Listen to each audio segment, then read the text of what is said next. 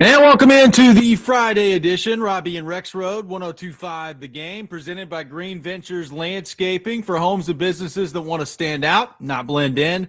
Visit greenventureslandscaping.com, live from our Busy Bee Plumbing, Heating, and Air Conditioning Game Nashville studios, home of the $99 yearly Beehive membership, where the buzz is always about great service. Robbie Stanley, Joe Rexrode, Ian Safar here with you. Hope everybody's off to a great start on this Friday morning. Joe Rexrode, good morning. How are you? I'm doing okay. I again turn it right back to you. How are you?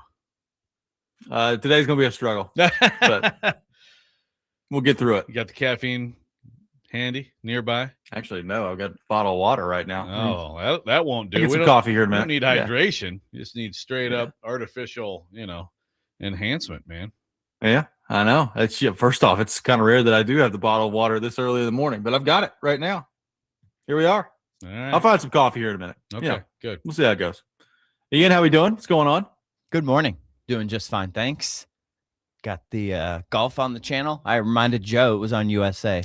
Just a heads up. Yes. He forgot to turn it on. Yeah. I'll get unfortunate. I'll get that on here real soon. Yep. He's we got LeBron watch apparently going on too. And your boy Giannis making his way down to Miami. So yep. And then so we got the golf on here. Yesterday was nice. Went to the pool for a little bit, a couple hours at the pool. But yeah, doing good. Thanks. Happy Friday. We made it. We did. Will either one of you be watching the third place game between France and England? Is that today? I believe that is tomorrow. Yeah. I don't know that I'll go out of my way to watch it, but I might check it out a little bit. It's an oddity. How many people used to watch the third place game at the Final Four? I mean, until you said that yesterday, I didn't even know there was a third place game at the Final Four. So you taught me something yesterday. Yeah. Well, and that's the thing. As I asked that question, it probably wasn't televised, right? I mean, probably not. When did it stop? 1980? The tournament third place game? Surely it was on TV somewhere. I guess that's right. Yeah, the final third place game was 1981. The Spectrum in Philly. Virginia beat LSU in that sweet third place game. That 81 was the year that my Isaiah Thomas led Bobby Knight and the Indiana Hoosiers to the championship over North Carolina on the same day President Reagan was shot, by the way. But yes, there was a third place game. So I think that's like the Sunday. They used to do it like, obviously you have your Final Four, your games on Saturday, and then your championship games Monday. But on Sunday, come on back for a little third place game, everybody. Come on. Let's get excited. I mean, at least that was in the same place, right?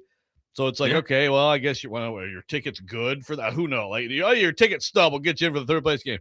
They're putting a big, huge production on in Miami on July 18th for a third place game. Woo! I don't know, man. But I guess, France, England, I guess if you're FIFA, you're like, well, as third place games go, right? Like, big followings. Oh, they don't like each other either. They don't like each other. So I guess, I guess there will be some intensity, hopefully. I don't know. Someone said yesterday on the text line that the winner gets $30 million. Is that right? Yeah. The winner probably so. I guess that's not a bad third place game. $30 million. It's kind of like, you are golf. You guys are golf fans. I'm not, but for people who don't follow it, like, finishing like 9th in a tournament as opposed to like 30th, there's a big financial difference. Money is at stake at every spot. So I guess there is that. There is that. To answer the question, I will not be watching any of the third place game, but that's okay. I am planning on watching at least most of the championship game. That I will commit myself to right now. Most of it I will watch. Okay. I'll probably turn it on like the 20th minute. That's fair. That's totally fair. I just Googled this, by the way. So the third place winner gets $29 million in prize money. Okay. So are we talking as a team or like everybody individually? No, yeah. As a team. It's good grief. Yeah, that'd be okay. But the fourth place team gets $27 million. So there's a $2 million difference in this. So it means basically nothing. That means basically nothing. But I guess it's like, if you guys want your combined $56 million, you're going to show your butts up in your kits and play a little football. 4 o'clock. 4 o'clock on Saturday for France, England. All right. Interesting. It'll still be nice and hot down there at that time. That'd be good.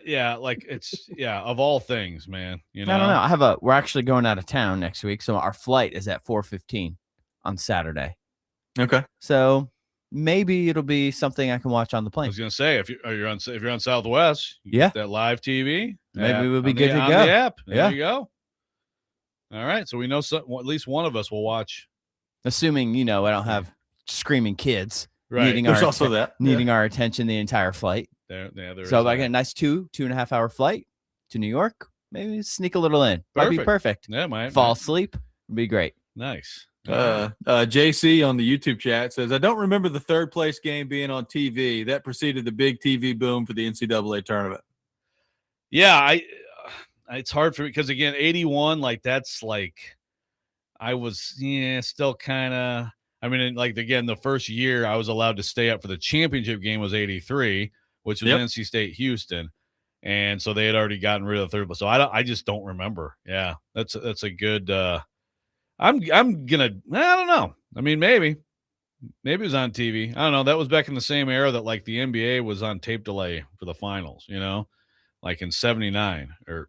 That was a year removed where the Miracle on Ice was on tape delay. A lot of tape delay going on. Yeah, exactly.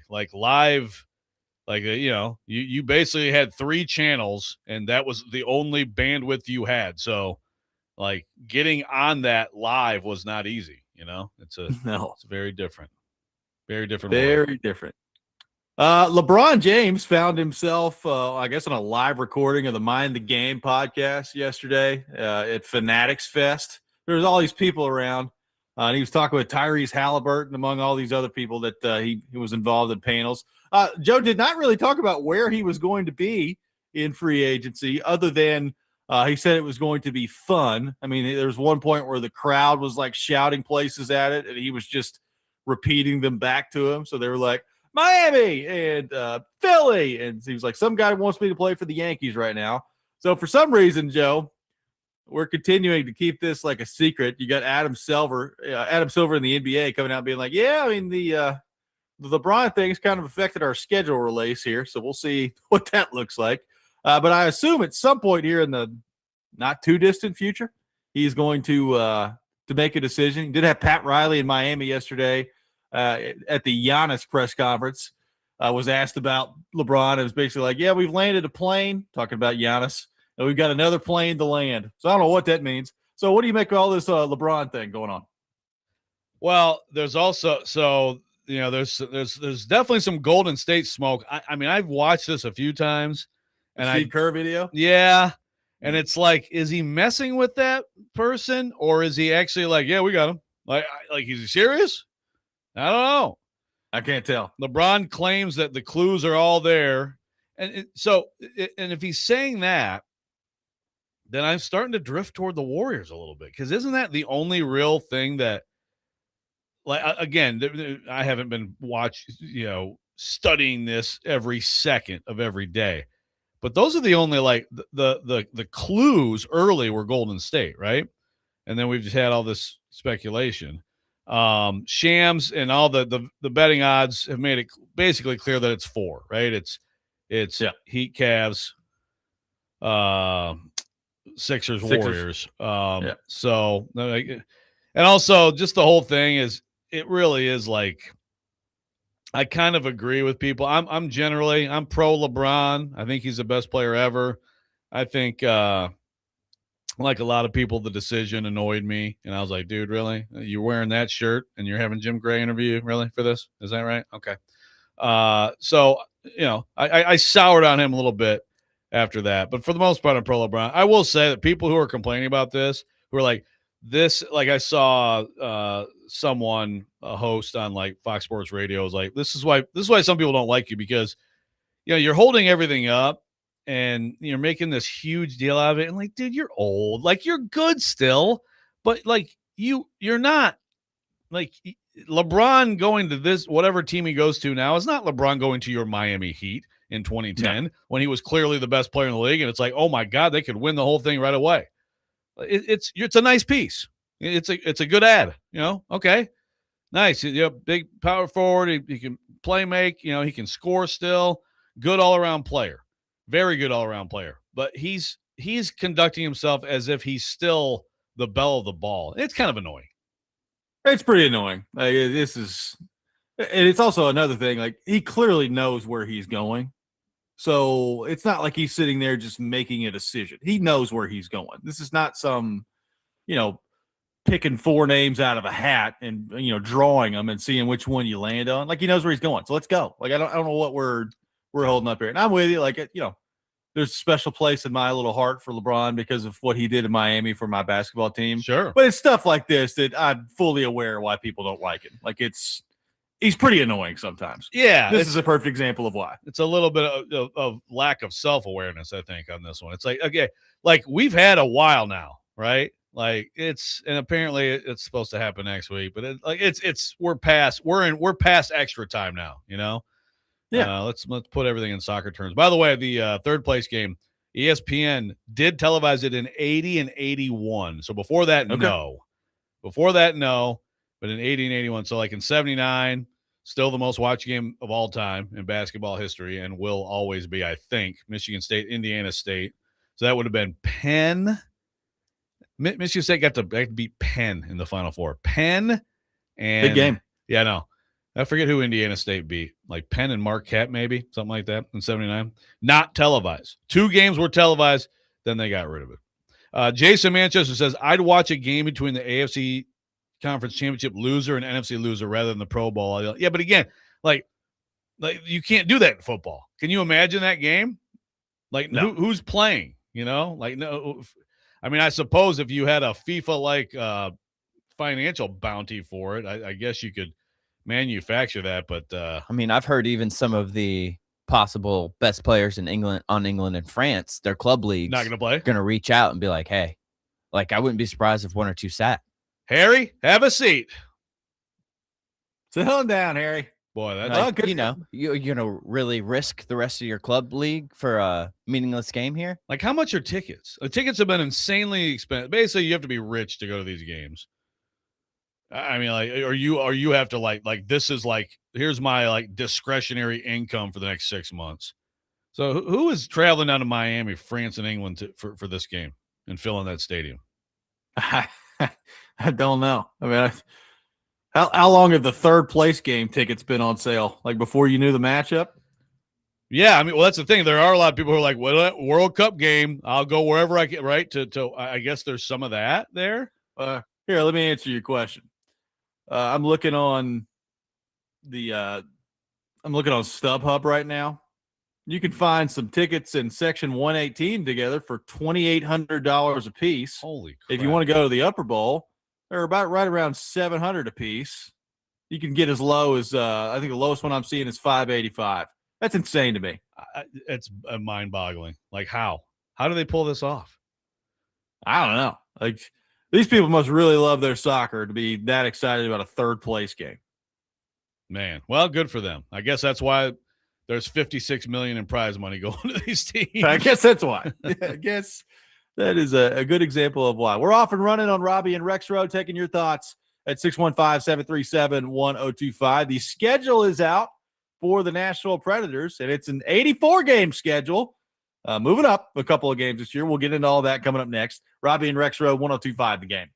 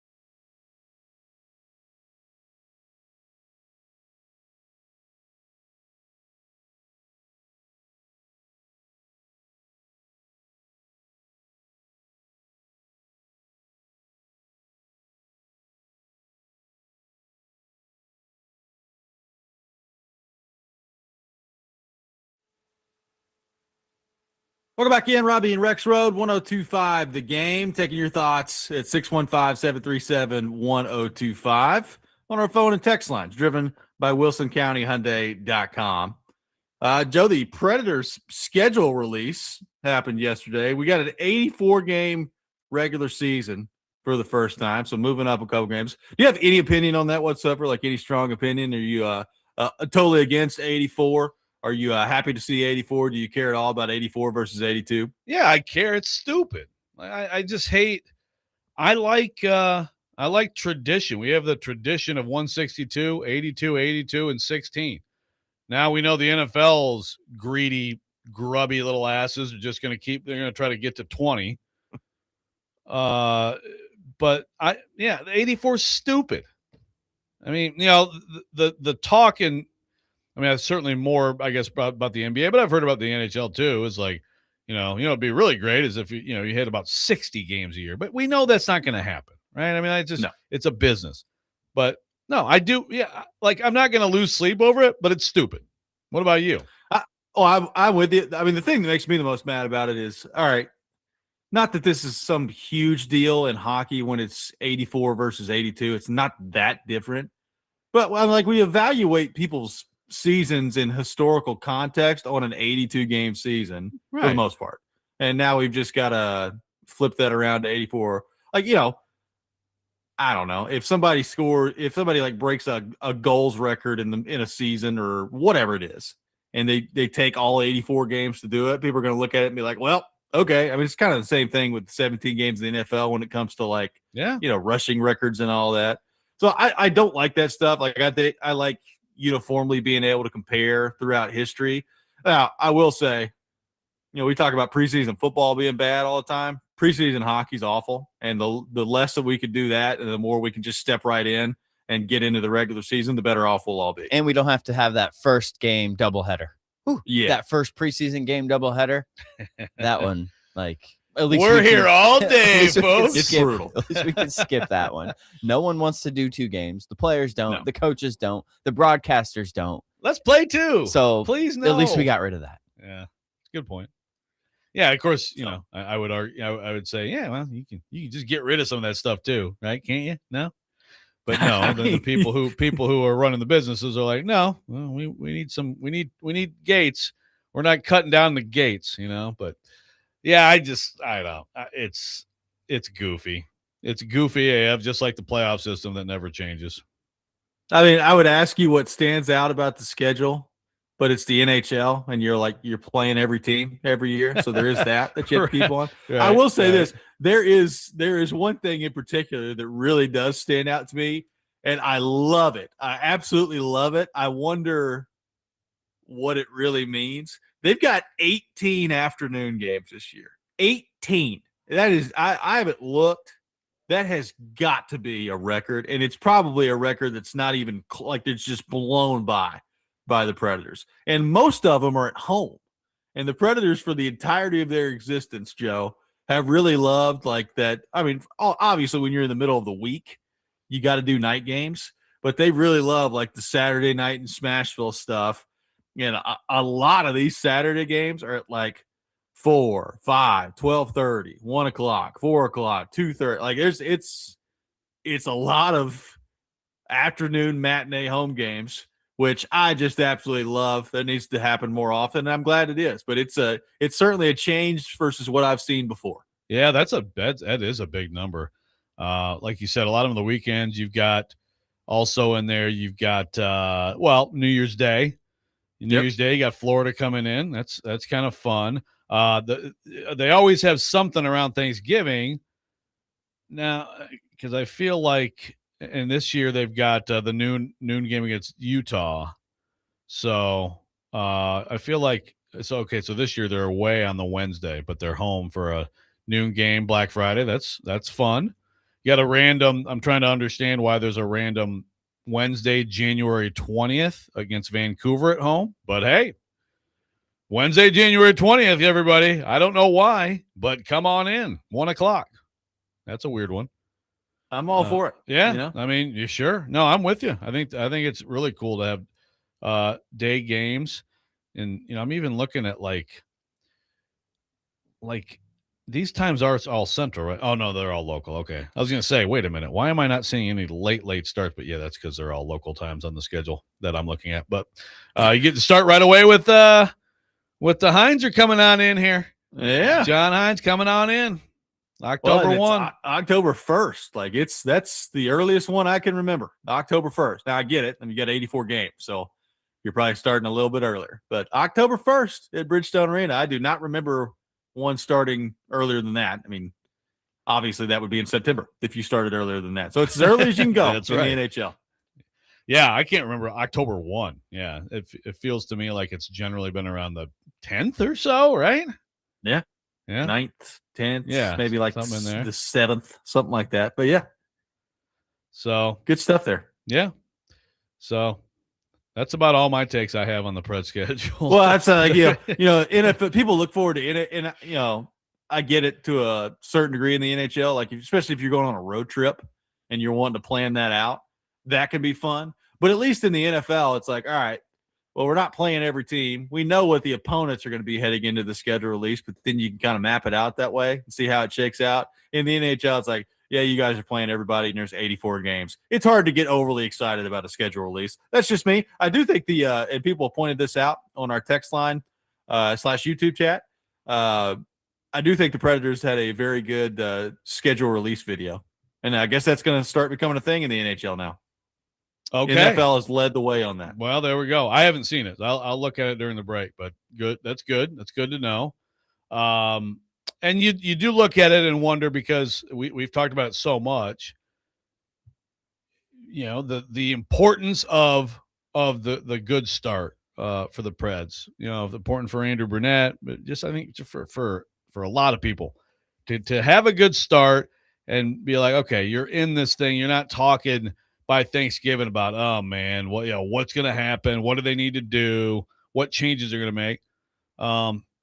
So the only problem with that conversation is, like, there's so many games. It's like, how many teams really have a quote unquote, oh, wow, there's a really easy first month? Or, I mean, I look at this and it's a mix, I mean, you got some really good teams that you expect to be really good on here. You do have early on, as of November 7th, you've got a lot more home than road games. Now you go on the long 5-day West Coast swing, Kings, Anaheim, Vegas, San Jose, Minnesota. So, which is, you want to be like in pretty good shape by then, right? And then you do. By the time you get done with that road trip, we're coming up on Thanksgiving week, which is kind of one of those, points in a season where you kind of assess things and look at where you are. I will say I did look at the schedule in the first month, and in October they played Minnesota and Dallas and Montreal and San Jose and Vegas and Colorado and Tampa. And I'm like, geez. All right. I don't know. Like, I don't feel great about the fast start when it comes to the first month of the season, just with some of those teams. Now, look, it's the NHL. Depending on where you catch a team, like, this. I mean, the Predators beat Colorado a couple times last year. So it doesn't mean everything, right, just looking at the schedule. But it is going to be a difficult first month when it comes to just quality of opponent, if they are the teams that we think they're going to be. That you think they're going to be. Yeah. Yeah, there's some challenging ones in there for sure. 615. Go ahead. No, I was just going to say, hey, Dub, always a point that I think is great to bring up when we get in these discussions on the YouTube chat.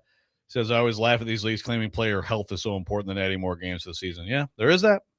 College football, man. They're about, they're trying to get these guys these student athletes to play like 18 games. So good stuff. Yeah. Player safety, 615-737-1025. Our phone number, 615-737-1025. Coming up next, is there a storyline with Cam Ward heading into this year that is severely under-discussed? We'll get into that. Robby and Rexrode, 1025 The Game.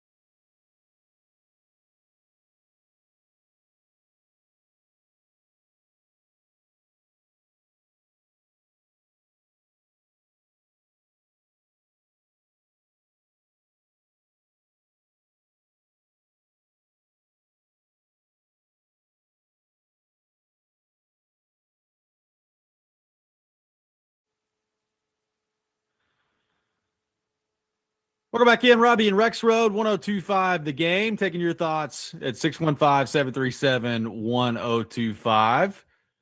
Joe, is there a storyline with Cam Ward heading into this year that maybe we have not discussed enough? The Athletic has put together this piece talking about how 21 teams, which I guess I was unaware of heading into this year, 21 NFL teams have changed offensive coordinators. That's a lot. I mean, that seems like a lot of changeover in the NFL. And obviously the Titans are one of those with Brian Daboll coming in. So a lot of change around the league and a lot of change early in his career for Cam Ward to deal with when it comes to the coaching front. Now, on the one hand, Joe, you look at it and you say, well, thank God there's a little bit of change for Cam Ward because Brian Callahan and that entire tenure was a disaster, and getting him away from that sooner, I'd make the argument probably better for Cam Ward at that front. But it does mean that you're having to learn a new system, and certainly in an ideal scenario, as a rookie, you would have gotten a competent coaching staff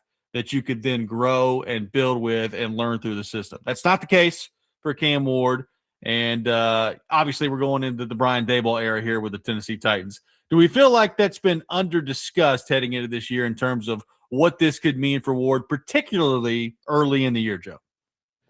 Yeah, this is an interesting – well, I think that this is an interesting little tidbit from Mike Jones, who does a really good job. And you know, Mike's all over the place, all over the league.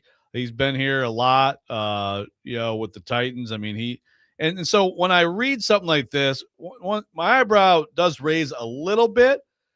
But also, I mean, it's not like it's, you know, he's not breaking news here, but he did point out that Ward struggled. I mean, he writes, you know, as we know, Ward, you know, 59.8%, 31st last year. His passer rating of 80.2 was 31st last year. You know, the Titans offense was terrible, et cetera, et cetera. Brian Daboll, I still absolutely believe, is one of the best offseason developments for the Titans.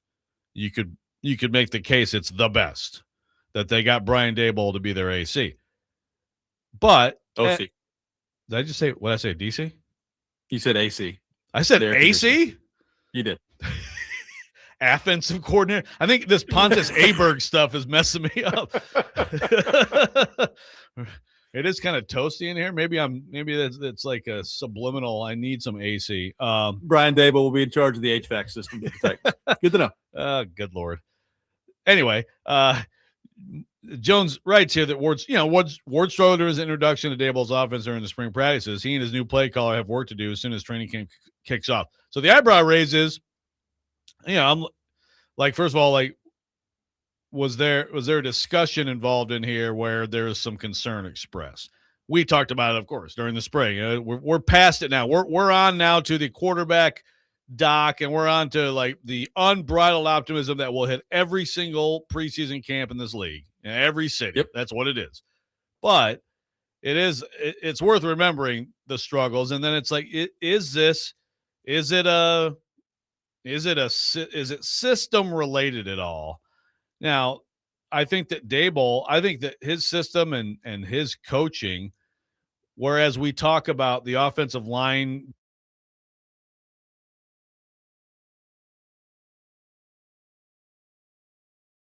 the way around, like so far, his track record is pretty freaking impressive. And so this should be a big help to Cam Ward. And I'm not saying anything has happened so far as too out of the ordinary, but I do think that maybe that's a little bit of an underrated thing to talk about, which is just the system and that relationship and everything coming together. It's got to be great.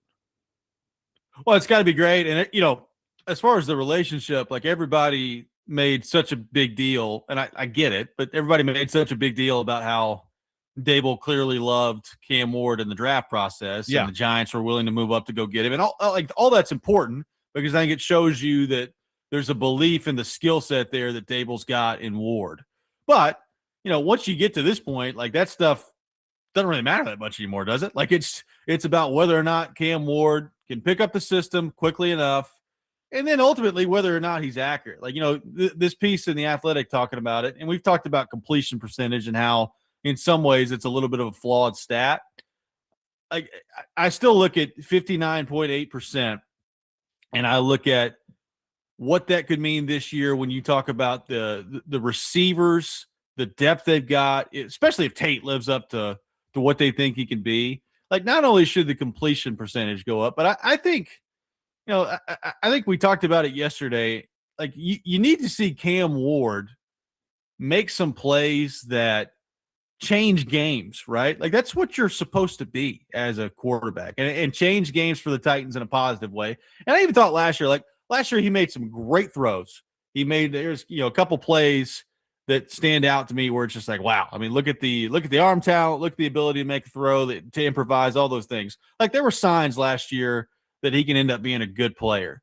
But like, as you step into year 2 with Dable, who I agree with you should be a strength for you if you're Cam Ward, like the impacting of games to the positive for your team, like he's got to start to be kind of the elevator of the football team this year. And can he do that? I don't know. Is that fair for a second-year quarterback?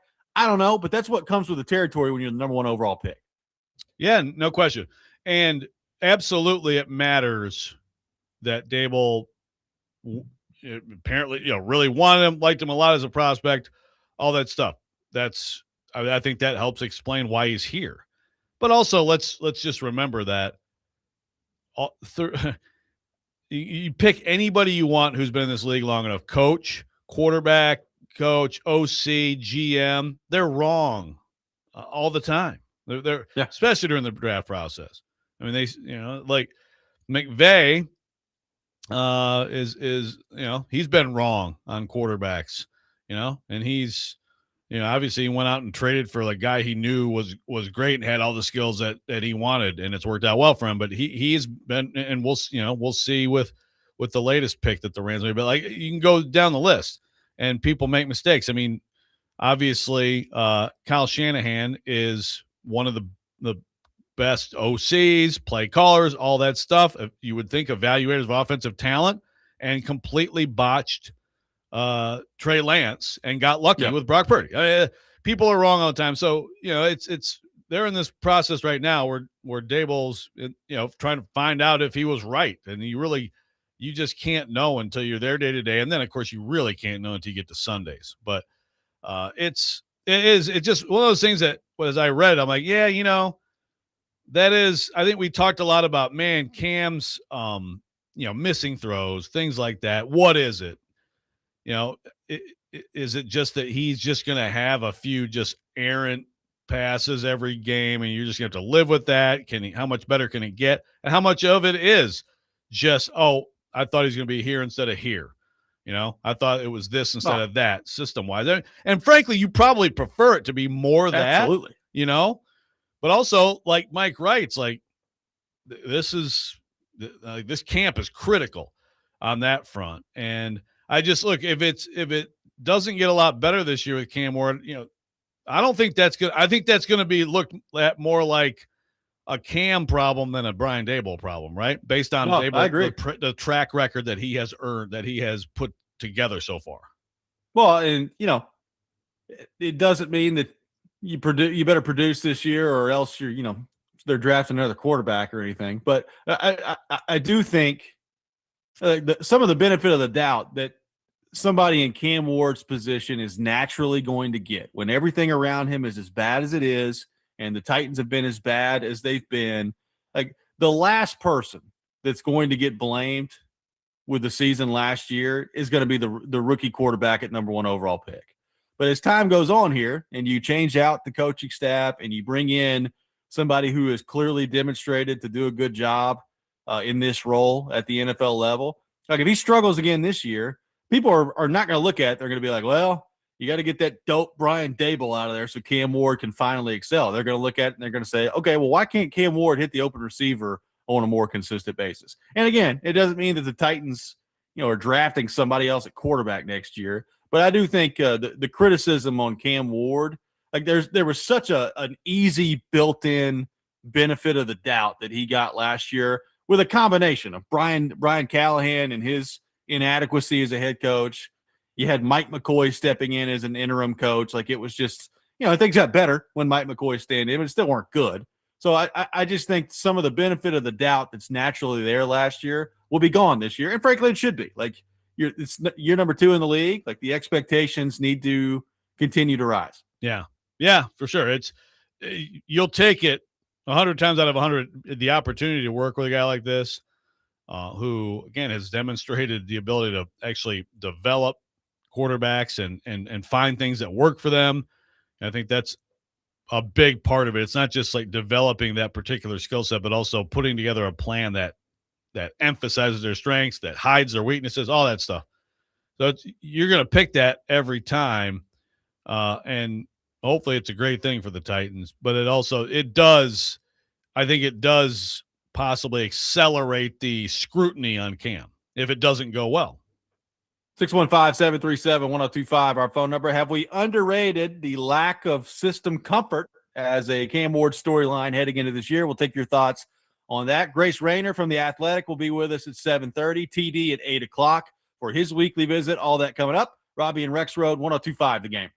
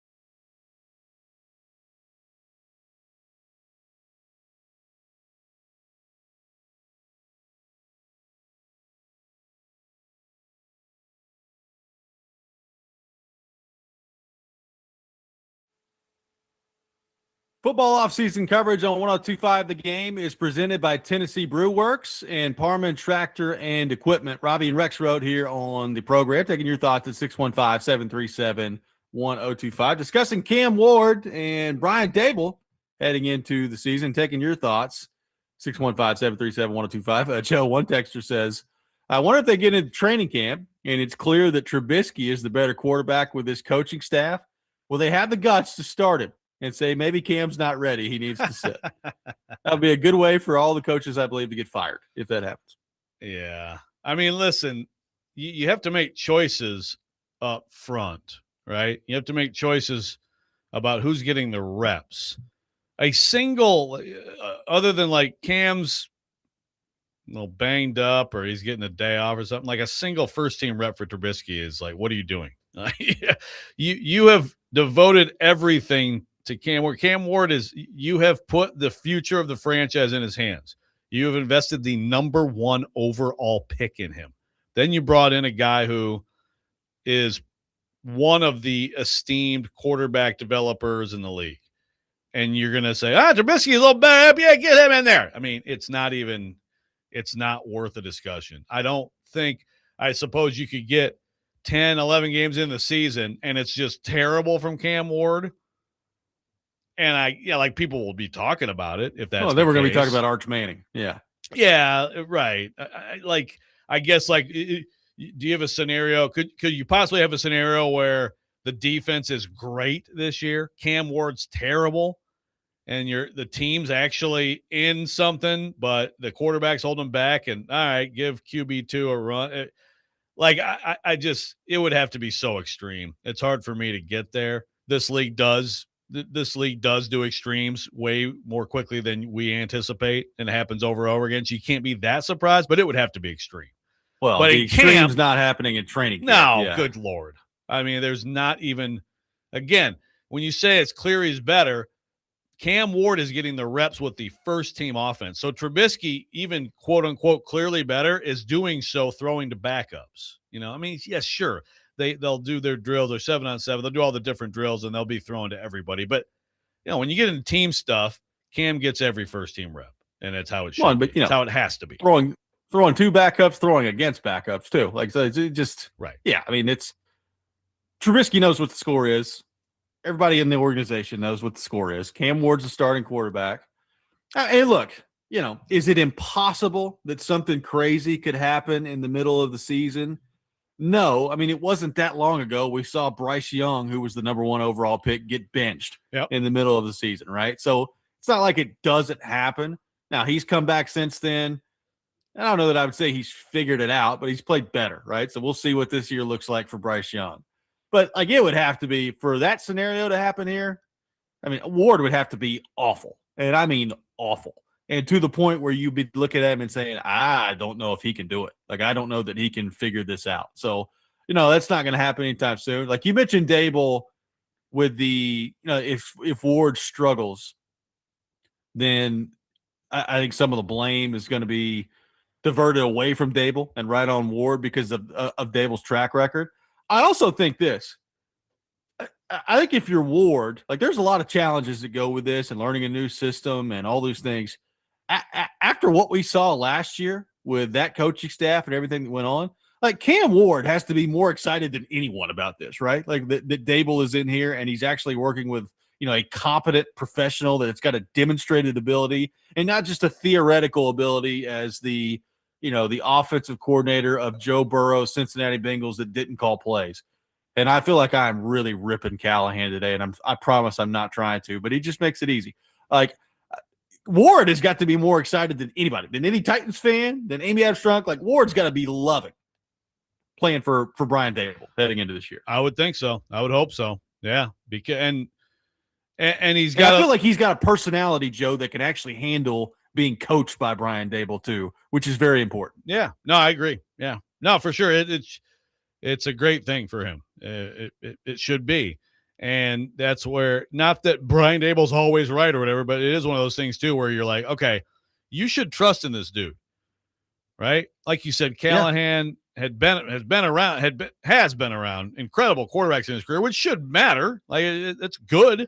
it's good to be around. It's good to see it have some role in it. And certainly, even as a non-play caller, I mean, you have a role in like Burrow's day to day. So, but that is absolutely different than what Daboll has done. And in particular, when you think about what Josh Allen was really early in his career, that's where it's just like, and I like how much does with Josh Allen's sitting in a room and take some ayahuasca with Aaron Rodgers and it's like truth serum.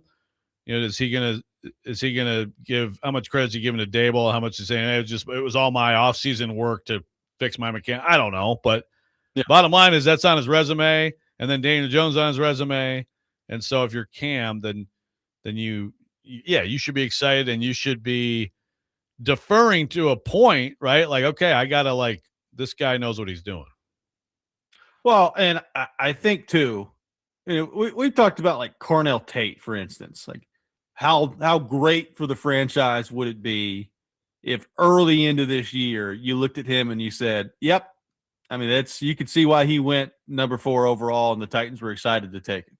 Well, I mean, think about what happens if Cam Ward pretty early into the year is playing really good football and you're feeling really good about what you're seeing out there for him.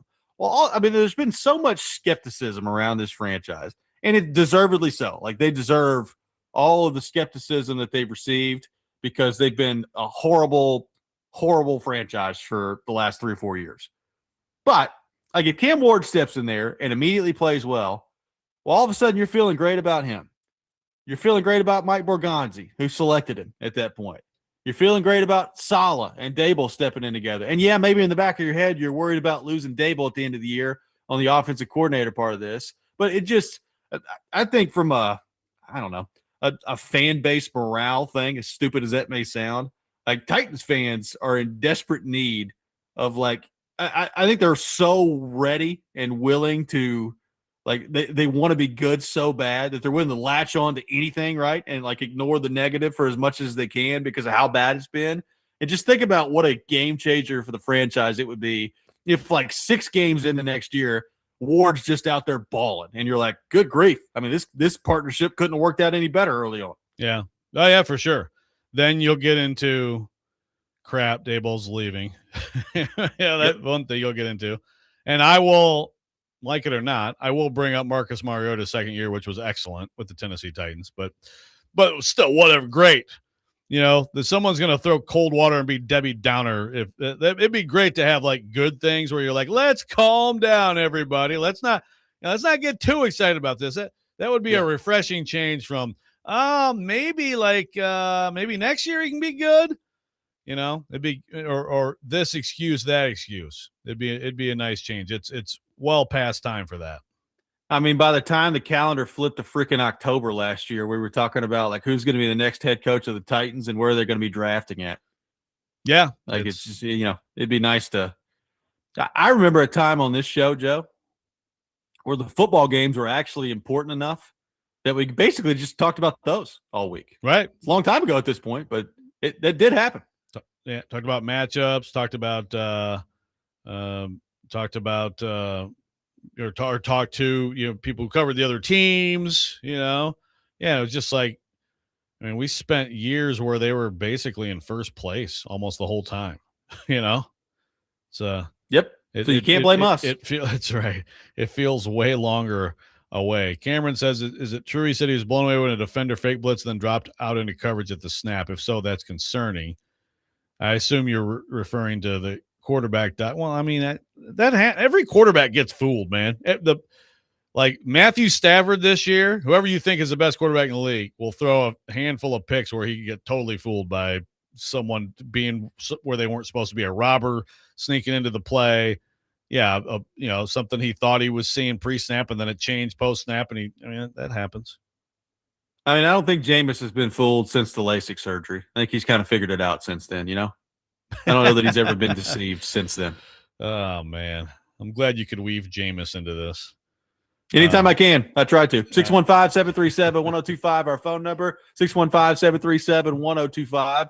One of Joe Rexrode's close personal friends we're going to rip coming up next. Robby and Rexrode, 1025 The Game.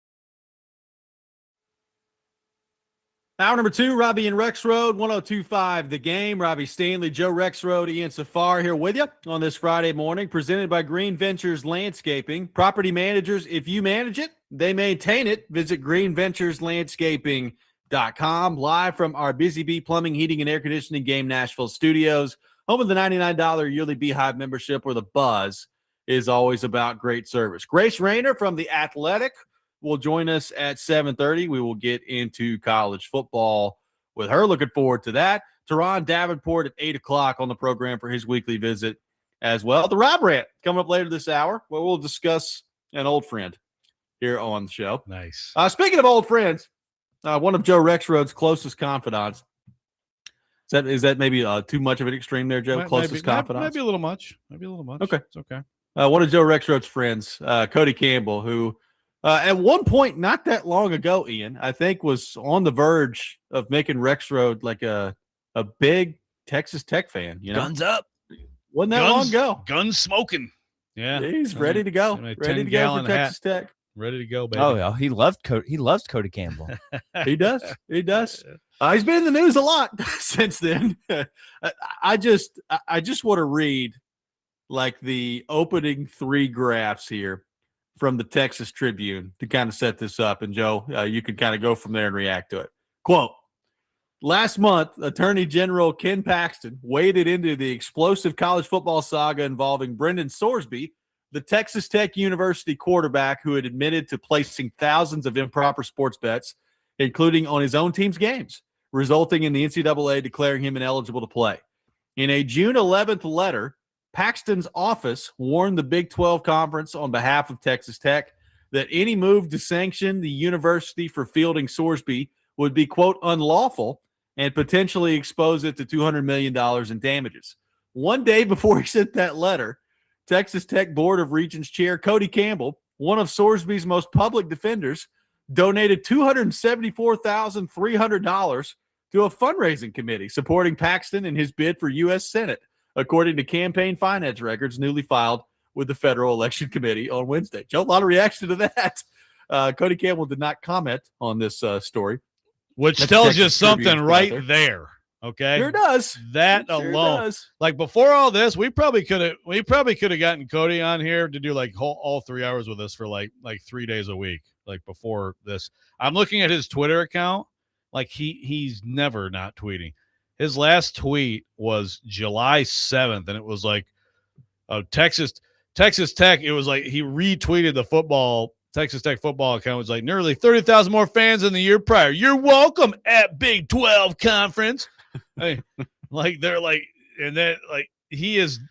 That dude never stops talking. Is never not in the public eye. Will never turn down an interview, et cetera, et cetera. And now like nothing from him. I mean, and the funny thing about all of it. I mean, the damage to Cody Campbell here, and again, he's like, great, I don't care. I'm a billionaire. I'm going to keep like paying 1.5 times what anybody else will pay for players, so screw you. Right.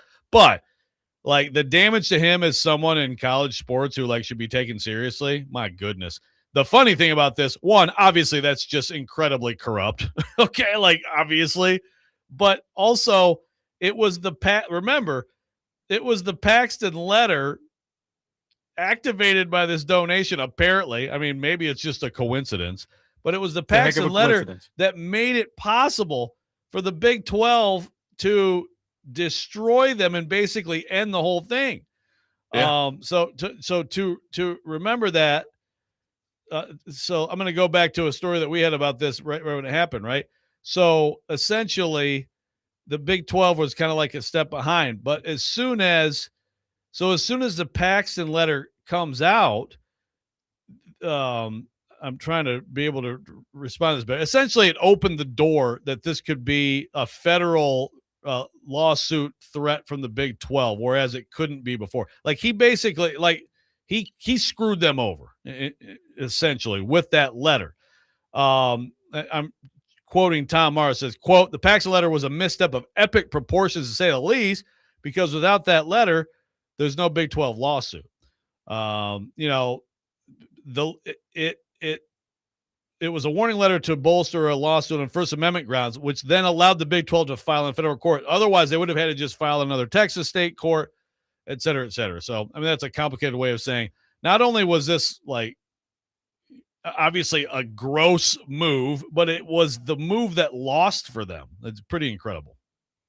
Yeah. I mean, the way that this, from a timeline perspective, played out, you're talking about the day after you get a $274,000 donation, all of a sudden this letter gets sent. I mean, that would be the most coincidence of all coincidences in the history of sports things here. I like the larger point on this, like A-Double in the YouTube chat says, Cody Campbell is what's wrong with college sports. Like, it's just, I think his is probably an extreme example when it comes to, I mean, first off, the money that he's able to wield, but secondly, kind of how out there and vocal and all those things that he has been, which to your point makes the no commenting on this stand out even more.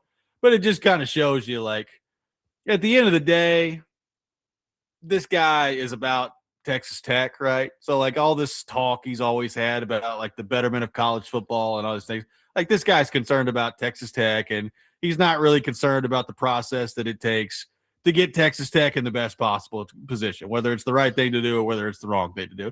And from that standpoint, I mean, he's not that much different than any of these other people that are involved in these college programs. He just has more money to operate with when it comes to that way. But it is a reminder, like, if you're looking for some shiny white knight when it comes to, like, college football people that are looking out for the good of the game, all these people are so invested in their own agendas here that's why it's so hard to come up with adequate solutions, because nobody wants it. Everybody wants what's best for themselves. Yeah. No, listen, no question. And it's disappointing because I have believed, of course, Texas Tech is his number one priority, but I still believe he has some good ideas. And I also believe that it's important that someone, I mean, basically the Big 12 and ACC are just like, okay, Big Ten, tell us what to do. And yeah. I think it's been good to have someone from that side of the Power Four actually stand up to Greg Sankey and this goofball, the Big Ten.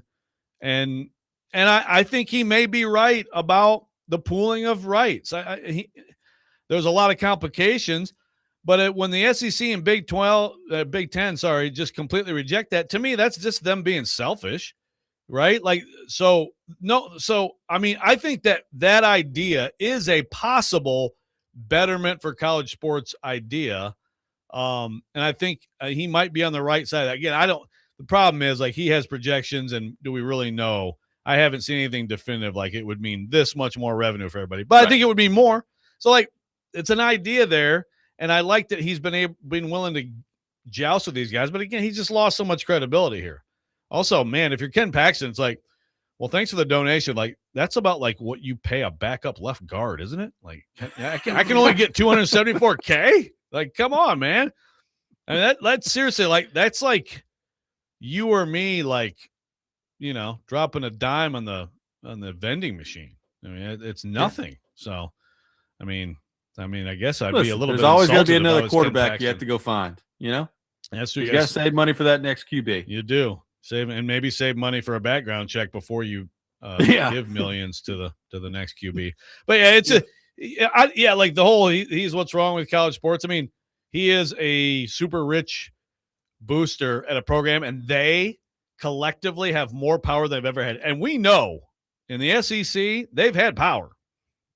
I mean, if you're a Tennessee fan, you probably know something about some of the donor back and forth and this faction and that faction and, you know, the Haslams and Charlie Anderson or whatever. I mean, like, donors have had too much influence already, but now, like, it's just like, we got to have this money. We got to get our roster up to 40 million. They're, you know, rival down the road. I hear they're paying 50 million for their roster. We got to keep more and more and more. And so what that means is more power than ever for these people, more power than ever to make decisions on personnel and coaches, right? ADs. And so Cody Campbell is when you basically have limitless funds, you know, you hope someone like that will, like, beyond paying for his team to get good players, like, use it for good. But boy, he's got a lot of egg on his face. I can't wait to see when he talks again. He never stops talking, and he has stopped talking. What's he going to say? It's a good question. I don't know. That part of it's going to be really interesting to find out there. But like you said, he doesn't stop talking, and now all of a sudden he's gone radio silent. So what does that tell you? It's probably got some advice from someone to be like, all right, it's probably time to dial it back a little bit here. So we'll see what that looks like. Coming up next, Joe Rexrode has successfully angered people, which he often does. We'll get into that. Robby and Rexrode, 102.5 The Game.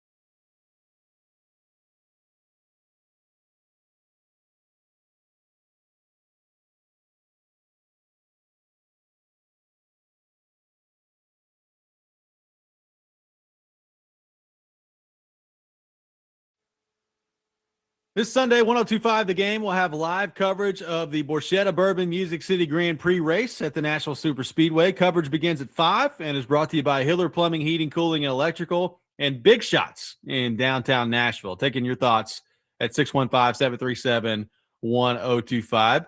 Joe Rexrode, on occasion, has been known to upset the masses with things that he does at The Athletic. Really, all you have to do sometimes, Joe, is go to the comment section, right? It's a wonderful place out there. And I'm going through the comments right now on your latest story at The Athletic. And I haven't even done that.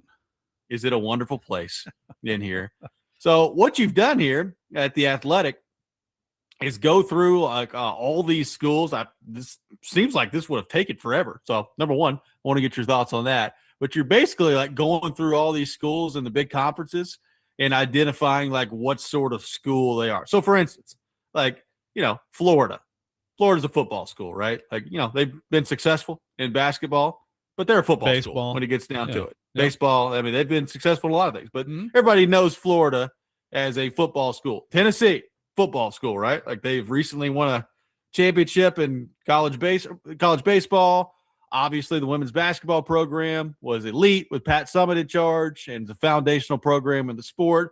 Tennessee's football school. Like everybody, I think, understands that. But I do think, Joe, that your Vanderbilt take may be a hot one to some people. What have we uncovered here about Vanderbilt in your mind? Yeah, there's a few that ticked people off. I have before I get to Vanderbilt, I have a email from a 2015 Indiana grad who says, among many things, he says, quote, "This sours your legacy," end quote. I don't want to do that. Calm down, bro. It's not. You said a 2015 graduate? Yeah. No, he's just a kid. Who cares? Well, that's what I said. It's not that deep. I said Indiana is absolutely a basketball school. They are. I mean, now with younger people, and I emailed him back. I said, I will say that it was probably worth pointing out that generationally, if you haven't gone through all the time of one, Indiana basketball being great, which is a long time ago now, and two, all the years of trying to get back to that and failing, then you probably are more comfortable saying, yeah, we're a football school, but Indiana's a basketball school. It's going to take a generation of football doing great things and basketball continuing to be irrelevant for that to change. But anyway, Vanderbilt, I say, is a basketball school. And I know that, and I have seen it. So people have reached out to me, not agreeing with that, not happy with that, saying, "What are you talking about? Well, this is a baseball school." The question here is not what is the most successful program at your school. It is where is if ultimately you're someone who wears black and gold, what really gets your passion. Now, look, another thing I could say is you could make the case for football for almost all of these if you want, right? Sure. You could make the case for football for like every place but Duke, Kansas, Kentucky, right? Like, but I think Vanderbilt's a basketball school. I think that Memorial Gym, I think the passion, I think there is a longstanding tradition. There's a longstanding tradition in men's and women's basketball. And both programs are really in great shape right now, of course. Doesn't mean they're better program. Baseball is the best program. I think Tim Corbin has one of the best college sports programs in any sport of the 21st century, okay? But I think it's a basketball school in terms of where is the passion. I think that's where it is. And I'd be interested to know if people agree with me or if everybody's just mad. Well, I want to read the first comment that I see in this. This is from Jeffrey. Sorry, Joe. Yes, we love Memorial Gym, and Vanderbilt has generally been competitive in men's and women's basketball, but Vanderbilt has never achieved the level of pride, championship success, national recognition in basketball like it has in baseball. Swing and miss. This from Jeffrey on the comment section at The Athletic. Yeah, that's fine. And look, it is close because there is a huge passion for Vanderbilt fans in the baseball program. So, but again, the exercise was not what's the most successful sport. It's what do you care most about. So I think there are a lot of people who say, I mean, I have Vanderbilt's baseball season tickets and I'll go to some basketball games if they're good. And I get, no, you're wrong. I thought a lot about, and I did bounce this off some prominent Vanderbilt alums too who agreed with me. So I know there's some humble people brag. who do.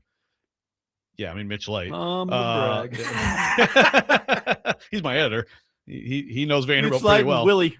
Yeah. I'm gonna blame Mitch. Yeah, actually, I should have asked Willie. I mean, Willie played for both programs. He played for men's basketball and baseball. I just think that when you get something cooking in Memorial Gym, I've seen that place be pretty amazing at times. And this is not, we're far removed from some of the great teams and stretches that they've had. Keith says Vanderbilt is a bowling school. Good one, Keith. Yeah, Vanderbilt fans love that one. Let's head to our phone line, driven by WilsonCountyHyundai.com. Welcome in Tim in Nashville to the program. Tim, good morning. Thank you for calling in. Hey guys, no, you're right. We're Vanderbilt is a basketball school. Boom. I mean, until Tim got there, and then recently, and just in football, basketball is what Vanderbilt hung their hat on. Women's team was good for years and years. Jim Foster and all those. Yep. And then Kevin Stallings, and even back to when Roy Skinner was there, and before that, basketball was what Vanderbilt. That was their moneymaker. That was what they hung their hat on. That was what paid for all the rest of their sports, was basketball. Yeah, F. Troop, Barry Goheen, and those guys. Yeah, I mean, there's a lot of great teams, and like you said, the thing that people, the thing that people forget is, you mentioned Jim Foster. I mean, he's building this program while Pat Summitt is at the peak of her powers, and so you're overshadowed in the state. But they had great teams, a Final Four team, and I appreciate the validation. There was a lot of times when Pat Summitt would come, we had just as much talent as she did. But I'm gonna tell you, when Pat was coaching, and like I say, I'm a Vanderbilt fan. That woman could give the death stare. And she'd look at her player, and hell, it scared the other opponent. It scared the fans. Yeah, it did. She was just that good. She was that good a coach. I mean, it's a funny story. She actually grew up about a mile from where my grandparents lived in Henrietta, is back in Nashville City. And my grandparents knew her parents very well, and Pat would see my granddad once or twice a year, and everything, and so they were big UT fans because of her. And I'm like I said, I'm not a UT fan, but I sure respect what Pat Summitt was able to do. Yeah, thank you for the call, Tim. Appreciate it. All right, Joe, I was really hoping I'd scroll up here, and when I got to Alabama, you would have put something other than football in there, and then we could have really lit this comment section on fire. Yeah, Alabama's a baseball school. Yeah, well, believe me, I got some text yesterday about my Northwestern. Yeah, Northwestern is like women's lacrosse is like a dominant program there, and so I put that and look, some of these I can't put myself like on the campus here. Some of this is like you're guessing, but I do I know people from a lot of these schools. I've been to a lot of Northwestern football games and a lot of Northwestern basketball games. And I'm not sure I've covered a Northwestern football or men's basketball game where the other team didn't have more people than Northwestern. Yeah. And part of that is the problem. We've talked about this a little bit with Vanderbilt, where a lot of SEC alums from various schools end up in Nashville. Well, Chicago is that, but multiply, it's one of the biggest cities in the country. The Big Ten alums flock to Chicago. Young people after college work there. And so they just load up that place whenever their team shows up. And so I just that's a place where now they've had good football teams, and they rallied around it, and it was great stories and all that. But yeah, I went women's lacrosse. I also went women's volleyball for Nebraska. And that's part of why I haven't even looked at the comments, because I assume there are death threats in the comments. But it's a kind of a troll, okay? But at the same time, they do have a dominant program, and they pack that place. Like, their attendance is nation best. Like, Nebraska is like Tennessee. We've talked about this before, but if they have a winning program, like, they're going to show up. They're going to support it. So I saw it when they beat Vanderbilt, when they had 98% of the seats filled in that building in Oklahoma City this March. But yes, for South Carolina, would you have gone football over women's basketball had they not hired Shane Beamer? No, football's traditionally been crap there. Steve Spurrier, did things that just were like completely unprecedented. Now, baseball with Ray Tanner, back-to-back national titles and a lot of really good teams, I think that would have been the answer for South Carolina, but it's still early, only 3 national championships. Don Staley, I think, is just going to stay there and is going to win more of those, and eventually that's going to be one of the great programs in any sport. I was really just trying to get you to take a shot at Shane Beamer. Yeah, I know. 615-737-1025, our phone number. Don't worry. You got shots to take later. Sure do. Grace Raynor from The Athletic will be with us coming up next. Robby and Rexrode, 1025 The Game.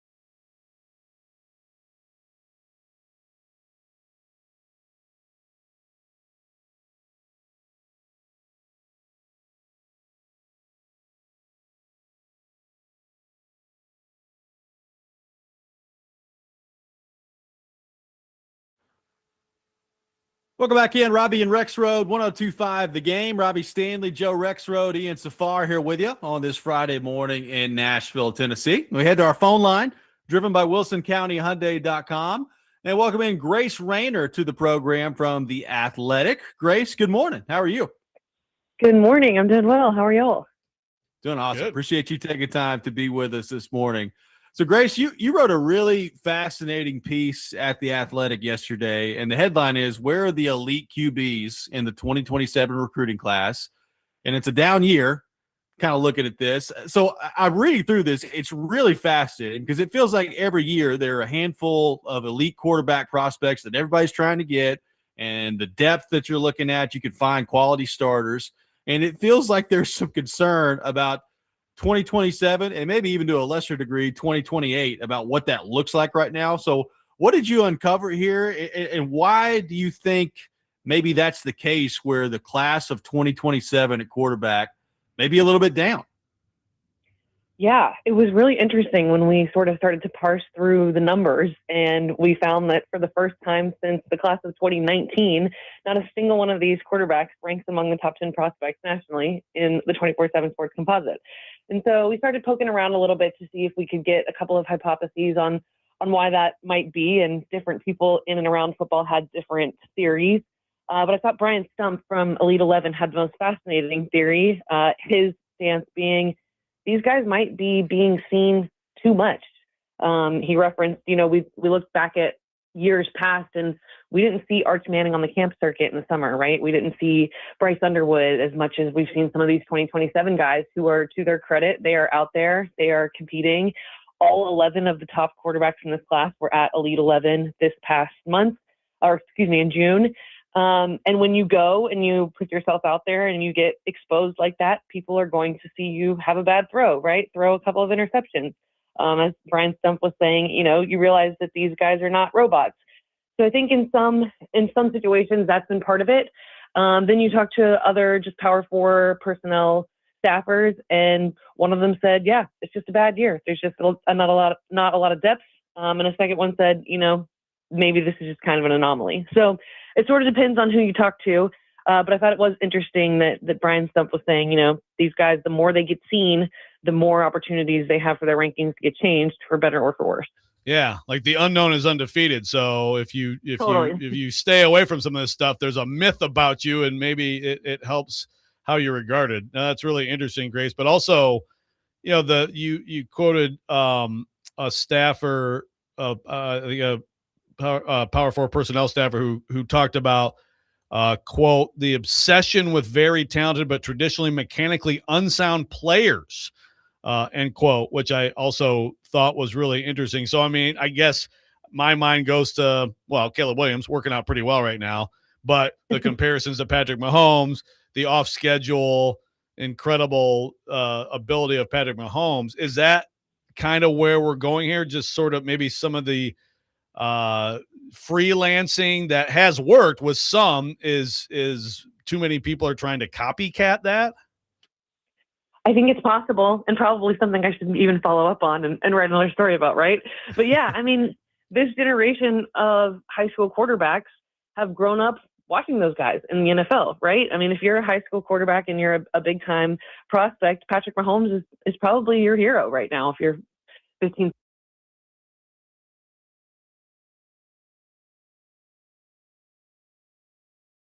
Else is, and it's flashy and it's fun, and of course a high school teenage boy is going to want to emulate that, right? And so I do think that is part of it, and I think that not everyone is going to be him, but in the off chance that there are one or two that can do it, no coach is going to tell you not to, right? No coach is going to say, "Hey, Patrick Mahomes, I don't love your mechanics here," when you're doing the things that he's doing. So I thought that was a really interesting point too, just the evolution of quarterback play. Yeah, I think that's really good. And Grace, one of the things I've always kind of wondered about, especially over the last couple of years, is, obviously when you're recruiting a quarterback, like, for instance, Tennessee has recruited Faison Brandon this year. Vanderbilt's got Jared Curtis. So like high level recruits that are coming in, that's always going to be important when it comes to building your program. But I do, like, in today's day and age where you can just go in the portal and get a veteran quarterback, I do wonder, like, how much that changes the way that some of these guys are evaluated, to the point where, like, if you're a coach, particularly like a coach that's on a hot seat, and you know that maybe a kid's not ready to play right away, are you less likely to be involved in that just because you feel like you've got to make a quick fix immediately to save your job? Yeah, I think that's a big part of it. I mean, you talk to high school coaches just in and around recruiting, and they'll tell you that, a lot of their kids have taken a back seat to portal prospects, because we are in this era of college football, to your point, where you got to win now. And there's not a lot of patience anymore among athletic directors and fan bases and boosters. And we've seen that guys are losing their jobs faster than ever before. So it's totally tempting to sort of take the Lane Kiffin route and just load up via the portal every year. Obviously, your 5-star quarterbacks, your top 100 kids, those guys are all going to land at a place. Those guys are not getting overlooked. But it is an interesting dynamic, because it used to be, hey, I used to cover Clemson, right? It was pretty obvious that Trevor Lawrence was going to come in as a freshman and light the place on fire. And now you are balancing, if you're a high-level recruit, all right, what does the depth chart ahead of me look like, and what are your plans in the portal? So, Grace, another part of this piece is the mention of, not only in the West Coast, but maybe particularly in the West Coast, the multi-sport participation is ending earlier. I mean, I think that's widespread, right? People are specializing more, but that maybe that is hurting guys a little bit, not to use different muscle groups, and like the natural athleticism is something somebody said to you, you're kind of losing a little bit of that. You're just so focused on playing quarterback. Maybe that hurts people. Is there, and I know in this piece, there are different opinions. Some people kind of blowing this off, like, you're going to have ups and downs, but do you think that there is potentially, like, is it getting worse? Is there a concern industry wide that, like, some of these things are going to lead to, like, across the board, a dip in QB play? I think that's an interesting question for us to follow, because, you hear college coaches all the time, right, talk about how they love multi-sport athletes. They love recruiting guys who play basketball, who play baseball, offensive linemen who wrestle. We've seen this so much, where they love that natural athleticism. Elijah Haven, the Alabama commit, is one of them. He went straight to these summer circuit camps from basketball, and that was part of maybe the reason why he got dinged a little bit, because he hasn't been full-time focused on football until he was finished with the rest of his sports. But yeah, I mean, I think it's an interesting premise. We're certainly seeing kids specialize earlier and faster more than ever. And you hear college coaches saying, no, don't do it. Right. We love it when you can play other sports. And so I do think that is something that will be interesting to keep an eye on. Brian Stump was sort of saying, I think that is a concerning trend. The Power 4 personnel staffer had said, I don't know if quarterback training across the board has gotten worse. Like, he wasn't quite ready to make that leap quite yet, but it was something that he was wondering about. But yeah, I mean, you think about it, the more sports a kid plays, right, the more naturally athletic they're going to be. Grace, you brought up the interesting point earlier about the class of 2027, and the willingness that those guys have had to get into the Elite 11 and some of these camps. Do you think, as this goes on, and there's so much money involved in all this now, and if you're some of these top guys that you're going to be highly recruited heading into a cycle, do you think that some of that maybe starts to go on the back burner, and they're less willing to go to some of these places in the aftermath of all this, if people buy into what people are saying, where maybe you're being looked at too much? Oh, I sure hope not. I mean, how cool is it that we got all of these guys at Elite 11, and I wasn't there, I didn't cover it, but Joe, our colleague Bruce Feldman, did, and you just read the coverage about all these quarterbacks coming through, and I think it would be a sad state of affairs if we get to the point in college football where the recruits, the highest level recruits playing the most important position in the sport, are sitting out because they are worried about how it might affect their literal stock. And so I hope that we never get to that point. I love seeing these guys compete. In some cases, Trey Taylor, the Nebraska commit, Elite 11 really helped him. He jumped, I think, 14 spots in the national rankings. He superseded Elijah Haven as the top quarterback in this class. He went out there and did his thing, and it really helped him. And so I hope that we can get to a point where people see more of that and say, hey, let me go out here and see if I can prove myself, see what I can do. a lot of these guys, the 4 and 5 stars anyway, they know they're solid. I don't know how much they're obsessing over their rankings every single day. But I do hope we can stay in a place in college football where competing is always a good thing. Yeah, because it does bring to mind, guys not running at the combine and less and less participation there for like the sure things, which that would be a shame. All right, Grace, I got to ask you, you mentioned you covered Clemson for a long time. What's going to be this? What's ahead for Dabo? I know he's defiant, and I know we had interesting interviews with him with Ralph and David yesterday. But where does it go from here with Dabo in that program? I think that is one of the most interesting questions of the whole college football season, Joe. I mean, I saw his quotes yesterday, and he was in mid-season spicy Dabo form, right. Just defending his program, defending his legacy, taking shots that, I have a national championship and not many others do, and I don't need another one to cement my legacy. And I think to a certain extent, he's right in that regard. He's got 2 titles. I think we'll always regard him as, and that Clemson run is one of the greatest of all time. But it has been really stunning to see them backtrack the way they have. And this year there was a lot of chatter. They did not go to the portal for a quarterback. They're going to roll with Christopher Vezina. It's kind of his job to lose. And then they've got a hotshot freshman coming in, Tate Reynolds from Arizona. He'll compete with Vezina. But I think if their quarterback play doesn't get better, and it wasn't great last season with Klubnik, I think it could be a long season for them again. But I'm super curious to see what he does, because he did dip into the portal a little bit more. Obviously, they know what happened last year, and the pressure is on. He made some staffing changes. But I think we'll know pretty early, especially with that early litmus test against LSU. All right, how legit is this group, and did they get better? Yep, it's going to be very fascinating. Grace, awesome stuff as always. Great work on the article we've been discussing. Really fascinating. Thanks so much for taking time to be with us this morning, and we'll talk to you soon. Sure. Awesome. Thank you all so much for having me. All the good one. Thanks, yeah, Grace. Thank you. You too. Grace Raynor from The Athletic, our guest here on the program. We'll have the Rob Rant coming up next. Turron Davenport from ESPN will be with us at 8 o'clock for his weekly visit. All that ahead. Robby and Rexrode, 102.5 The Game.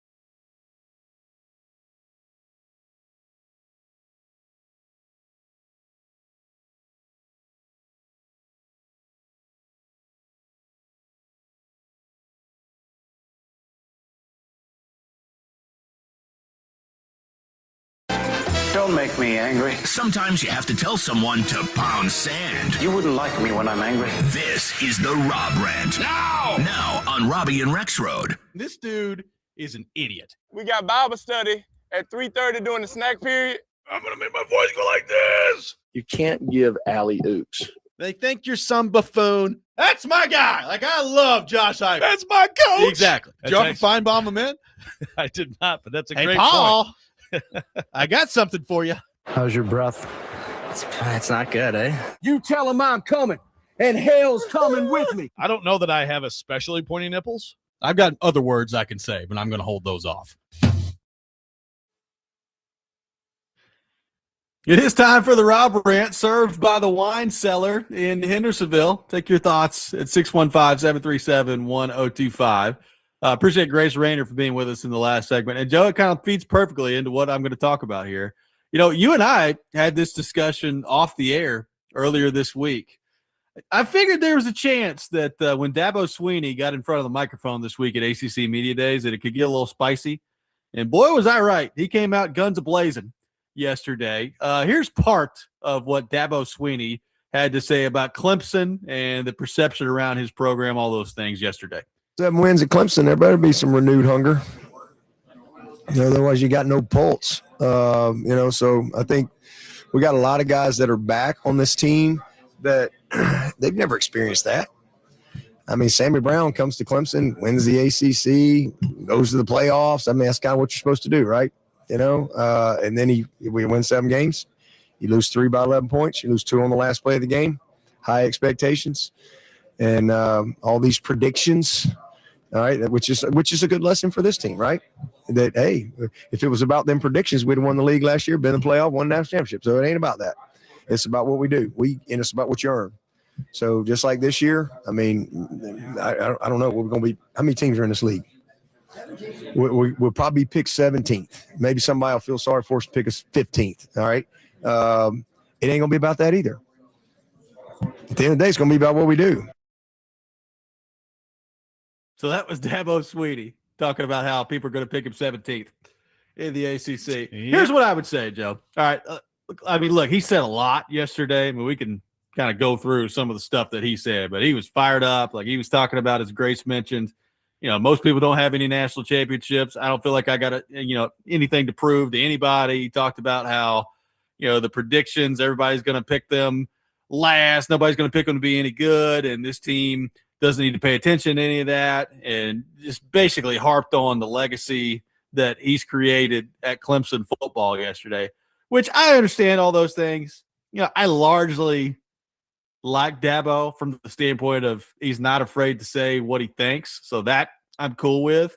But I also think like he has been over the last couple of years, Joe, a guy that does not understand that some of the perception around your program right now, nobody cares about what you did 10 years ago, right? Like it's about where it is now and where things are going.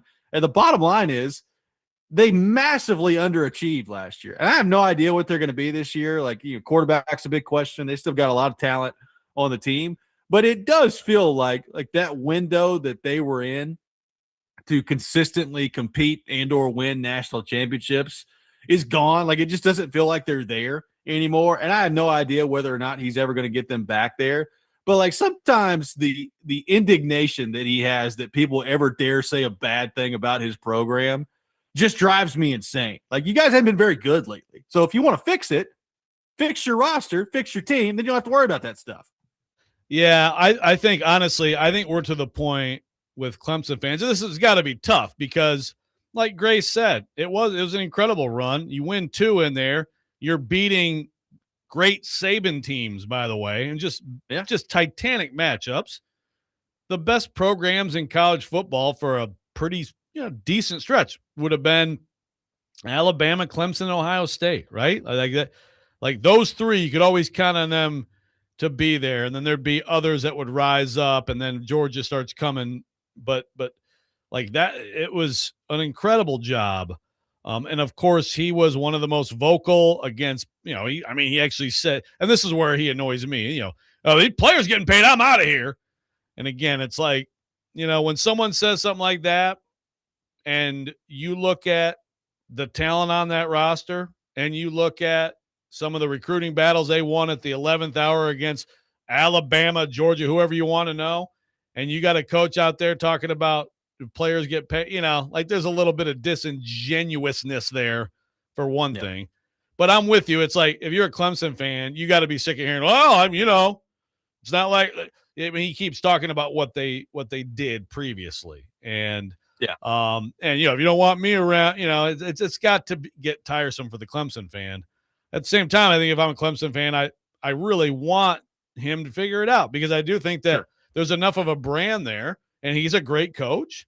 And he has opened, as Grace Raynor said last segment, like they've gone more into the portal, not at QB, but I think you can make that case too of developing a QB in your system and liking that continuity in the years put in and how that might pay off in the field. And we'll see if that part works out. If that doesn't, there's probably going to be a disappointing year for them. But yeah, he's it's just a little like it's enough of what you did previously. Well, one of the quotes he had yesterday, and I think this was in Russo and Ubbins' piece at The Athletic, that if I'm a Clemson fan that I listen to, it's kind of Butch Jones like when you really think about it. He said, quote, "Listen, Clemson ain't ever been in a better spot. Culturally, programmatically, yeah, we didn't have a good season last year, but our culture, we lead the nation in graduation, lead the nation in retention in an era where they can leave anytime they want. The kids love it there. They stay there. We don't have a lot of issues, and we've won." Like, I hear that. I'm like, listen, respectfully, Dabo, that's all great. If I'm a Clemson fan, I could not care less about you leading the nation in graduation and retention. Like, that has nothing to do with you winning games, and that's been going the wrong way. So, like, I just think he doesn't do himself any favors sometimes when he starts spouting off about all this stuff. If I was in PR, like college football PR, if I worked with like a coach, one of like the absolute top rules would be do not ever discuss academics unless it's in tandem with we're winning and we do this. Do not ever discuss academics as a counter to losing. It is a losing argument because especially now. Not these days. Like, come on. Yeah. Let's be real about what this is and the business at hand and what matters and what does. Again, I think alums like to hear that stuff. Of course, you want to think like, hey, these guys are actually going to class. They care about this stuff. They're developing people. 99% of them aren't going to the NFL anyway, so that's great. But when it's a counter to after a disappointing season, never. But Dabo violates a lot of rules. But he also calls out other coaches by name, so I do have to give him I continue to give him big thumbs up for that. Yeah, he's fired up yesterday. I mean, I was glad to see it. 615-737-1025. Our phone number. Turron Davenport with us coming up next. You're listening to Robby and Rexrode, 1025 The Game.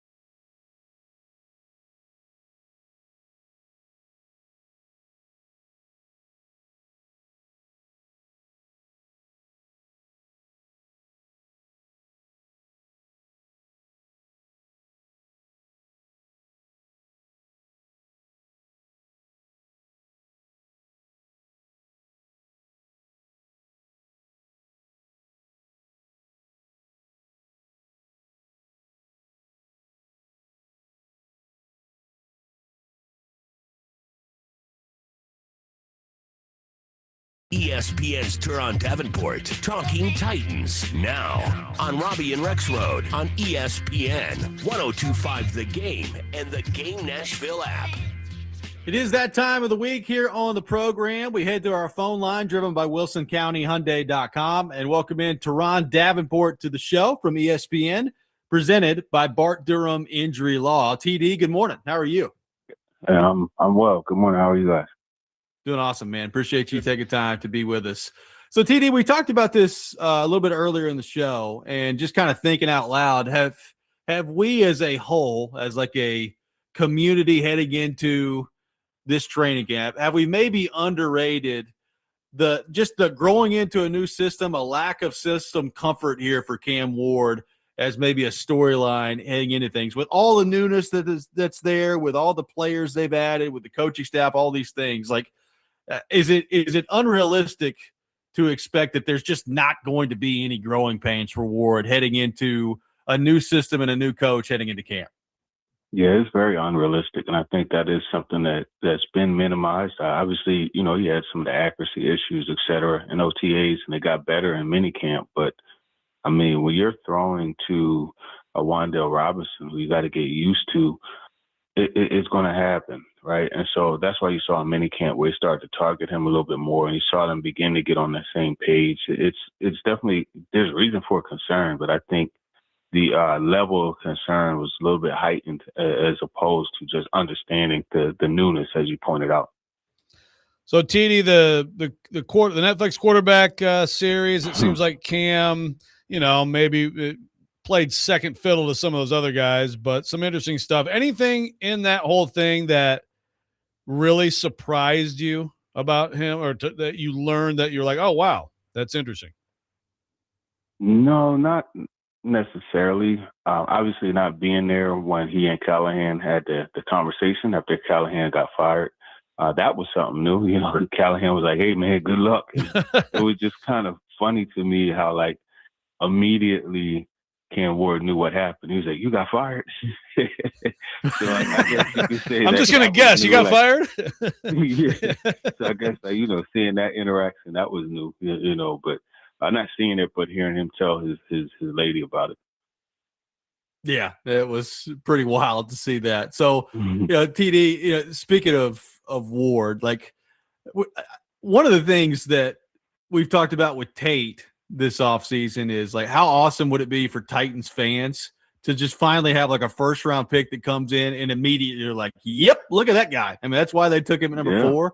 It kind of coupled with that with Ward. Like, if he's really good early into the year, to me, that's such a shot in the arm from the fan base, even outside of the obvious of the quarterback being good. But I think that gives you a ton of more confidence in Mike Borgonzi and what he's doing. It gives you a ton of confidence in Robert Saleh stepping in as a new coach. Like, I think this fan base is due some positive developments here, and I am hoping beyond hope that Cam Ward can provide that early, because I think it will be a huge shot in the arm for this fan base. Yeah, man, absolutely. This is a team that's only won 6 games in 2 years, right? So the whole fan base, they're starving for something positive. And then you look at the receiver side of things. I mean, look, everybody is still thirsting for an A.J. Brown-like impact, right, from a rookie. So obviously that's something that would be really good. And it would be good for Borgonzi and those guys, because they kind of like, said, hey, look, we know something that you guys don't, and drafted him that high. Because, even the prognosticators and the analysts are saying, hey, Tate was overdrafted. So for him to have instant success, that would be great for them, because it does, as you mentioned, reinforce, hey, look, you know what, they went against the grain and they did it right. Okay, so TD, every once in a while, they ask us these questions at the Athletic. It's like, who's going to be the breakout player? So largely based on your analysis, I threw out Kevin Winston, but I have 2 questions for you. 1, who do you think it will be? And 2, if the Titans could choose someone, like, this would be the best case for us if this player has this sort of breakthrough year, what would that answer be for you? Yeah, I think it's going to be Kevin Winston. I firmly believe that, and for various reasons. First off, his skill set. I mean, this is a kid that is right there as far as the overall skill set with, I'm not going to say right there, but he's in a similar mode of, your Kyle Hamiltons, your Derwin James. I'm not comparing him to them. I'm not saying he's as good as them, but I mean, as far as like the big, fast ability to come down and play the run, to play the nickel, like that's along the lines of that. And then if he could just get more comfortable in zone coverage, I think he'll be fine. But yeah, he's the guy. As far as like who I think they want, I would say J.C. Latham. Yeah, he's a first round pick, and they already flipped positions, and entering year 3, that would be the one I would say they want to have the breakout guy. TD, how are we feeling about Marcus Harris heading into this year, who I think is going to be, sneakily really important for the Titans this year? I like that word, sneakily. I agree. I think when you look at Marcus Harris, he's one of the bigger nickels that, Robert Saleh has had, but they've been high on him all along. He just kept mentioning, don't forget about Marcus Harris. Don't forget about Marcus Harris. His coverage is solid. He's a guy that I think he's going to surprise people as a blitzer. Just watching some of the things that they've been doing, that they were doing in minicamp, OTAs, et cetera. I think he's going to surprise that. And if I was Marcus Harris, I would, if I could give him advice, I would tell, hey, man, reach out to Ronde Barber, reach out to Logan Ryan, and just pick their brains on how they were able to anticipate the snap count and really impact the pass rush as nickel corners. And I think that would really help him to do that. So, TD, I think the answer to this would obviously be T'Vondre Sweat if he were still with the Titans. But is there a guy who you're interested in just seeing how he looks when camp begins? Like someone who needed to bulk up, needed to drop some weight, whatever, something like that. Like anybody on this roster that that you think, okay, this guy's got some work to do in these weeks before camp starts? None of the guys really looked out of shape or anything like that from what we saw. I can't really point to anybody. Now, if there's someone I'm looking forward to seeing how they look in pads, it would be Jermaine Johnson. I want to see, because he was actually bigger than I thought. I'm going to say bigger. I'm not saying like overweight. He was just a bigger overall person than I thought he was. So I'm going to see what it looks like in pads and how he moves. What about like Latham? Because obviously he's talked about like when he put on too much weight, whatever, he's kind of yo-yoed a little bit. Do you think that he's in a good spot where he is, where as you saw him in the spring in terms of what he's trying to do this year? He was actually dealing with something, so we didn't get to see him in the spring, honestly. But, after talking to him last year, how he came into camp and was in so much better shape, I trust that he's going to do what he did before and throughout the season, But the one thing that I would like to see is, okay, what exactly are you dealing with? Because all I kept getting back was it was something. But what are you dealing with, and how far separated are you from that hip situation? Now he's a lot younger. I'm 50 years old, but I know, a hip issue could definitely it can hinder you. Man, I have a left hip going on right now. Like every time I get up, as these guys can tell you, I look like I'm 87 years old. So. It's like he's like hunched over. It's like the Hunchback of Notre Dame. Yeah, man, you got it. So you have a good right hip. I got a good left, man. We put it together. We got it set. There we go. Together, you guys would be unstoppable. I mean, it'd be unbelievable what the two of you could accomplish out there. TD, how, if you're Robert Saleh, kind of looking at the way your defense is structured right now, we've talked a lot about Oladejo this offseason. You just brought up Jermaine Johnson, who I am incredibly fascinated to see what that looks like. How would you go about trying to bring along Keldrick Falk and put him in a position to maximize what he can be in his rookie year heading into all this, if you're Saleh? Yeah, I would have him in the rotation, but I would have him in the rotation both as an interior rusher and outside rusher. You know what I mean? That's the best way. But I would gradually bring him along to the inside because, pad level is something that he's continuing to have to deal with, right? I mean, naturally, when you're that tall. So they just got to figure out a way to get him to fire out a little more because, if your pad level is high, period, it's an issue. But especially against those, interior guys who, they tend to be a little bit lower to the ground. Like they're not as tall as the tackle, so it's a little different. So that's how I bring him along. I would also have him continue to to work with Tanzo Smart and Jackie Marshall, the way that they do before practice. And I would tell them just make sure you attach yourself to Jacob Martin, who's been an outstanding help for him, just as far as like he's over there before practice, working with he and Tanzo Smart, the assistant D-line coach, as well as Marshall. And some of the things that you see him telling them, are really beneficial to him. You kind of see that work that they're doing transfer over to team period.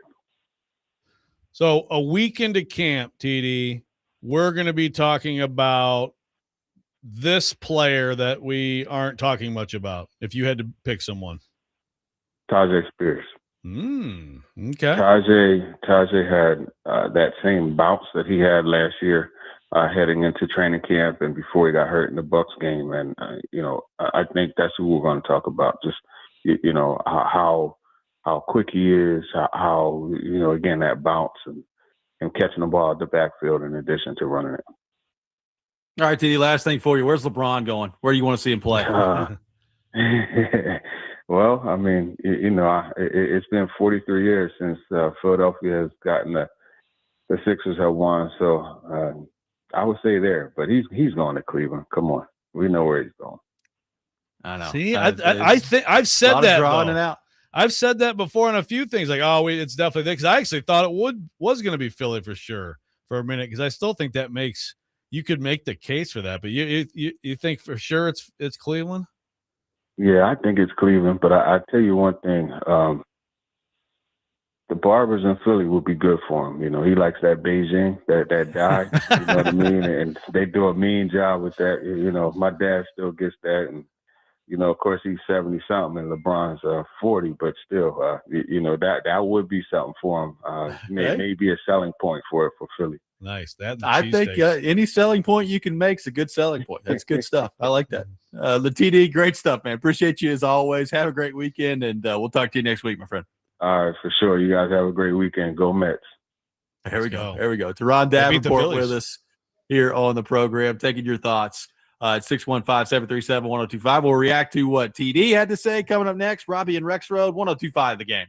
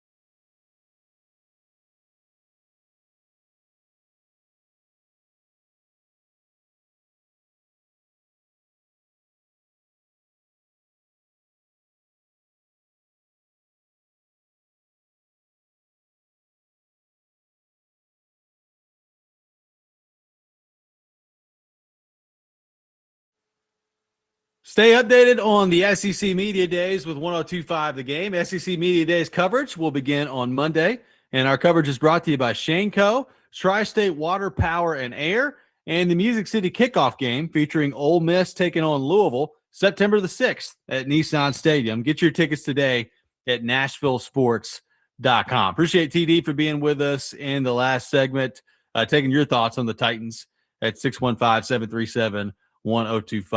Tajay Spears, Joe, the vote for TD of who we'll be talking about a week into camp that we're not talking a lot about right now. Very interesting. It is interesting. Running back's interesting for the Titans. Yeah. With that, obviously that'd be a welcome development if he could really take a step and be more of a difference maker and be more of a threat. You kind of feel good about, what you're going to get with Tony Pollard. Should be solid. With him, it's like, you probably are, you're needing to move on, right? This might be it. In fact, I don't know, as I say this right now, Tony Pollard's contract situation. Does he have one more after this? I think it's the last year. This is the last year of the deal? I think so, too. Yeah, so the fact that it's the last year of the deal, and if that's the case and they haven't re-upped, then that kind of tells you this is last year of the deal. So there you go. So Tony Pollard, one more year as a primary back. Will they become more of a split situation? It's fascinated with Nick Singleton. I'm fascinated to see what he becomes. He could, to me, there is a very high floor and low ceiling with Nick Singleton. You got, he's coming off an injury. There are definitely questions about his instincts and things like that at the position. He is an unbelievable athlete. So how does that all come together? If that can be coached up and he can figure it out, maybe it's a Singleton Spears situation next year, or maybe it's Singleton and somebody else, or worst case scenario is it's like you're almost starting over after this year too. Yeah, I mean that you don't want to be starting over at running back, probably starting over at left tackle, and then the doomsday scenario of like Latham's bad this year. And then what do you do at right tackle? I mean, there's all that goes on. I mean, I'm assuming, and maybe this is a bad assumption on my part, maybe it's more hoping. Like J.C. Latham, I think when he's been at his best, is at least a serviceable right tackle, right? Like you feel okay about putting him out there. It needs to be more than that based on where they drafted him. So I understand all that, but you don't want to be starting over at all these different positions on offense next year. Like running back's not that big a deal to me. Like running back, I think you can find running backs out there in the NFL. So I'm not that worried about that. I think we all know that at left tackle, this is probably going to be it for the Mandor after this year in the Titans uniform, and barring some just breakout year for him that we've not seen to this point. So you're already probably eyeing a left tackle pretty high next year in the draft.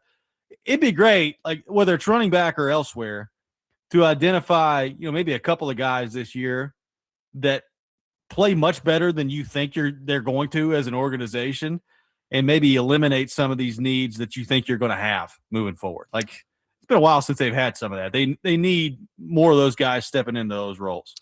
Yeah, that's the thing. We've talked about some of the other positions that you don't want to have in tandem with what you'll have, and I hadn't even really factored that in. I mean, I actually need to look at like it. We are in an era right now.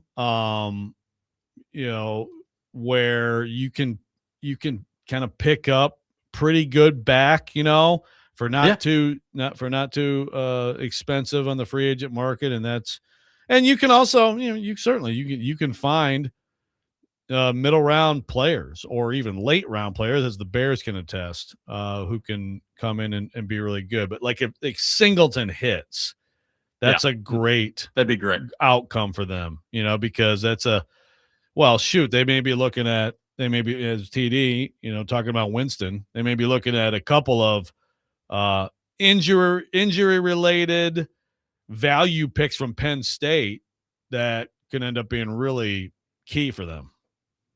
How concerned will you be if we roll into camp and JC Latham at some point is dealing with an injury in camp.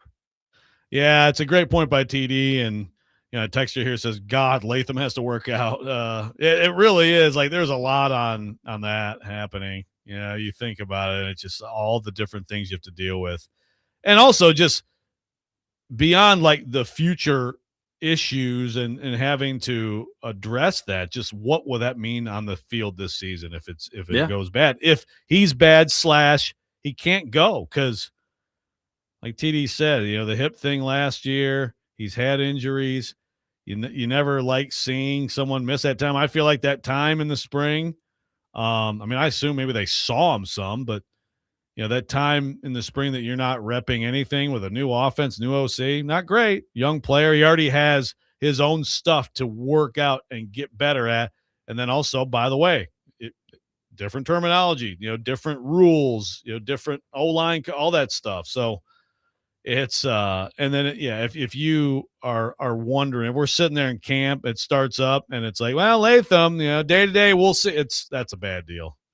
You really want to see, because sometimes it is, guys, it's just like a nagging thing, and it's like, well, we're not messing with it now, which I get. As important as that stuff may be with the new system, like, of course, you're not going to mess with a nagging injury. You hope that's all it is, and then he's good to go and gets all the reps he can get in fall camp. Big deal. Hey, Joe, we're not that far away from having the old how much should the starters play in these preseason game conversations, which I look forward to every year. Those are always fun. Salah's already sort of said not much, right? Well, he said that he plans on them to play, but didn't really specify for how long. And he said it's subject to change. I was like, okay, so what does that mean? Like, I don't really know what that means. Like, look, I do think last year, in all seriousness, I don't know what the numbers say on this. This is just my gut feel on it. It did feel like last year there were more teams that played their starters longer in the preseason, just because I think that they were worried to death about just being so rusty heading into that first game. So I don't think we're ever going to get to the point again where they're playing like a full half and coming out of halftime and starting the third quarter like we see McNair do back in the day. But like, I do think you saw last year coaches handle preseason games a little differently than it was trending. Yeah, it's interesting how it kind of goes in waves. And I think I'd love to see as much of that as possible to make it as interesting as possible for any of these games. All it takes is one real key guy to get, have a season-ending injury in one of these games, and then like naturally some of these coaches will be like, you know what, I am not going to expose myself to that. But it's football. Again, it's, to me, the whole thing is, if you're doing team stuff, you're doing pads, you're doing joint practices, that's the exact same danger level. It's just that it's not on TV. Right. 615-737-1025, our phone number. More of your thoughts to get to on the Titans. Keep them coming on our phone and text lines driven by WilsonCountyHyundai.com. Robby and Rexrode, 1025 The Game.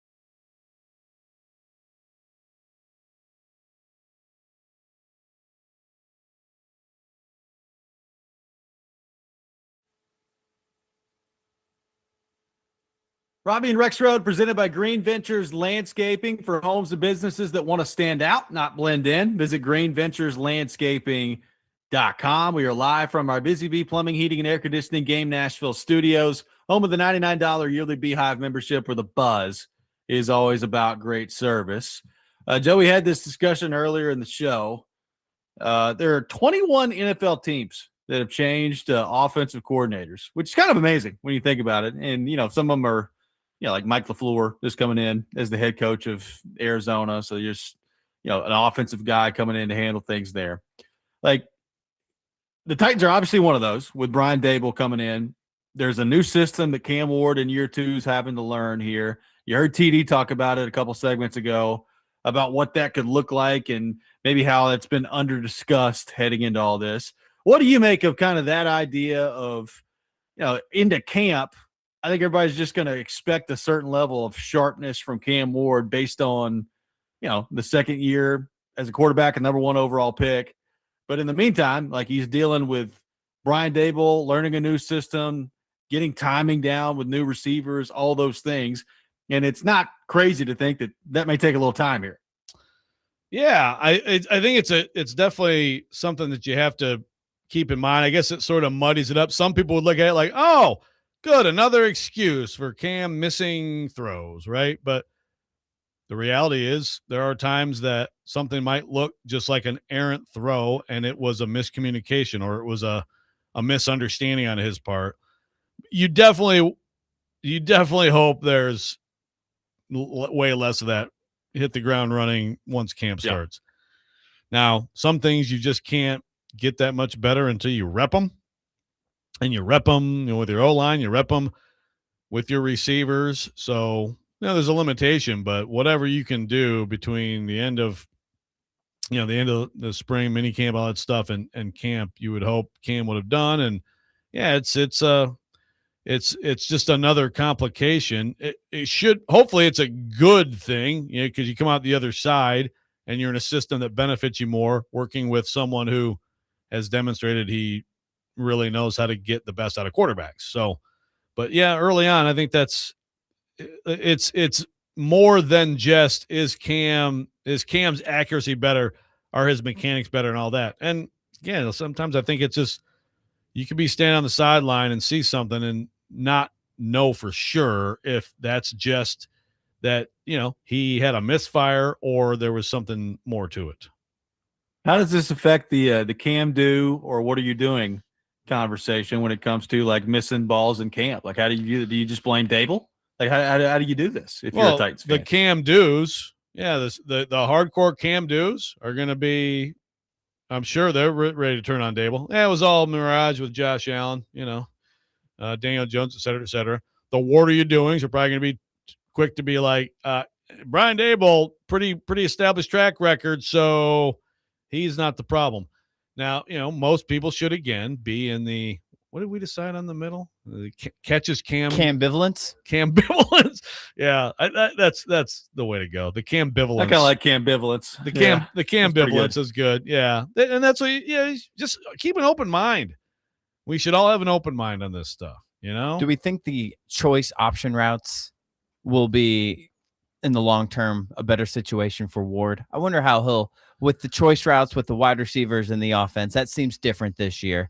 I wonder what kind of time frame we should expect to be on the same page on that. See, that's an interesting thing because I feel like choice routes are in every offense, aren't they? I know there's been some reporting that there's more in this. Who wrote that? Do you remember? Was that a Kaharski?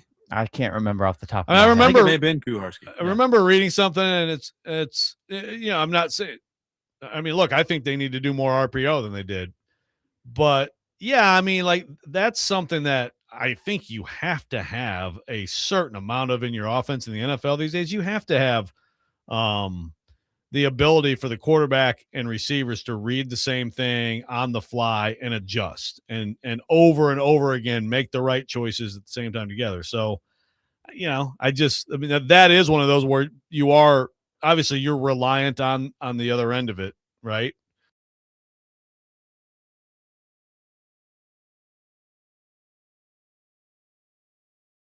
I mean, I feel like that's a standard part of an NFL offense, maybe with varying degrees. Put me officially in the Cambivalence program here. Yeah, I know everybody should be. Everybody should be in the. I know a lot of cam do's. A lot of cam do's. Yeah, I think Jake Lyman's a cam do. Is he in here yet? There he is. He raised his hand. Well, what is that? A raise your hand or is that a shaky a little bit? Okay, he's a cam do. That's fine. I mean, look, if you're a cam do, be a cam do. Okay. I mean, I probably would side with the cam do's a little bit instead of the what are you doings. I think those people are a little bit negative. There gonna be some people listening like, what are you guys talking about? What the heck are you talking about? Why am I listening to this? What is a mandor? Chase didn't know that we Chase didn't know that we had the mandor. What was the other nickname for him that people were going with? Oh, Dan Less. That's not bad either. It's okay, but mandor is way better. I mean, it's a perfect personification of a door when you're an offensive lineman. I mean, I don't think you can get much better. I'm going to leave the door open, pun intended, to him coming in this year, being a little bit tired of our disrespect, being a little bit tired of people bad-mouthing him. And whatever Mandor's best version of football is, I think we might see it this year, Joe. It's a big year for him, It is a big year for him.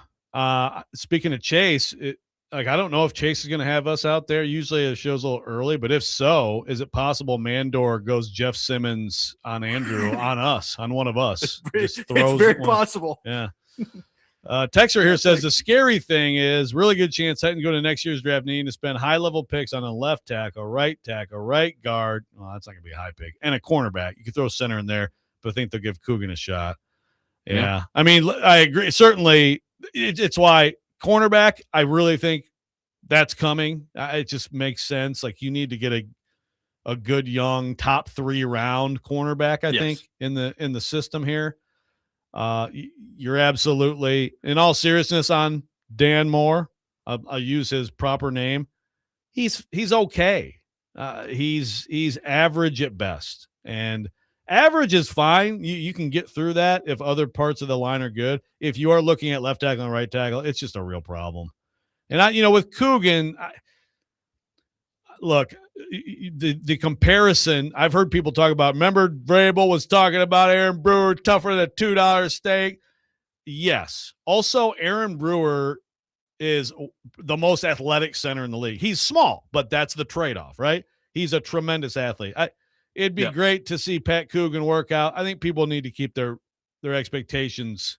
There are great, tough, gritty college players who just don't quite hit the physical markers you need in the NFL. I'm not saying that's him for sure, but where he went in the draft kind of tells you he might be one of those guys. Yeah, might be one of those guys. And I think, Koharski was talking about him earlier this week. I think the best case scenario is he doesn't play a whole lot for the Titans, right? Because that would mean that Schlotman has stepped in and done a decent job, or whoever. Unless he's a huge surprise, yeah. Well, yeah, unless he's just unbelievable. I mean, I guess you got to leave the door open for that. But, long term, I don't know what that's going to mean for where they took him, Joe. I don't mind you taking a shot on a guy like that, right? Like where they took him in the draft, to me, I'm cool with it. Yeah, I agree. But it's one of those things where, let's face it, how many people really know offensive linemen in college football? Some of the star tackles and stuff. People knew him because he was he was like Rose Bowl MVP, and he's kind of like the face of the tough Hoosiers after transferring from Notre Dame a year before, by the way. So he was a known commodity in college football, and I think that kind of elevates the expectations beyond what they should be in the NFL. Happens a lot, not necessarily a lot, but it happens with college football players that people are familiar with, and it's like, Xavier Restrepo was the all-time receiving leader at Miami, and now he's in the NFL, and you see the difference. Not to just throw a stray his way, but I'm just saying he came to mind too. Yeah, he comes to mind. I mean, look, man, I was convinced when the Titans drafted Justin Hunter. I was like, this guy's going to average 32 yards a catch in the NFL. I think he caught maybe 32 balls in the NFL. I absolutely would have signed up for him being a hell of a pro. I could probably name a easy 100 college football players that I was sure would be great in the NFL who did nothing. I mean, how many catches did Justin Hunter have in his career? He caught 85 balls. Okay. 85 almost for 3 times what you thought. 1,349. 85 for how much?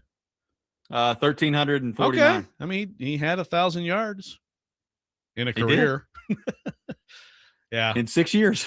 He did. Well, it's part of the DNA here, you know. It's just the DNA. It's not They gotta individual overcome the failure. DNA. It's a DNA per PK. I guess I didn't realize that he also played in Miami. I guess I forgot about that. It was one game, so that would be why I forgot about it.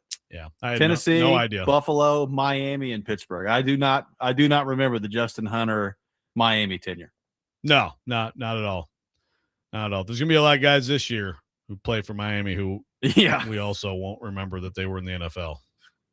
Well, we'll see. Malik may have something to say about that. 615-737-1025, our phone number, 615-737-1025.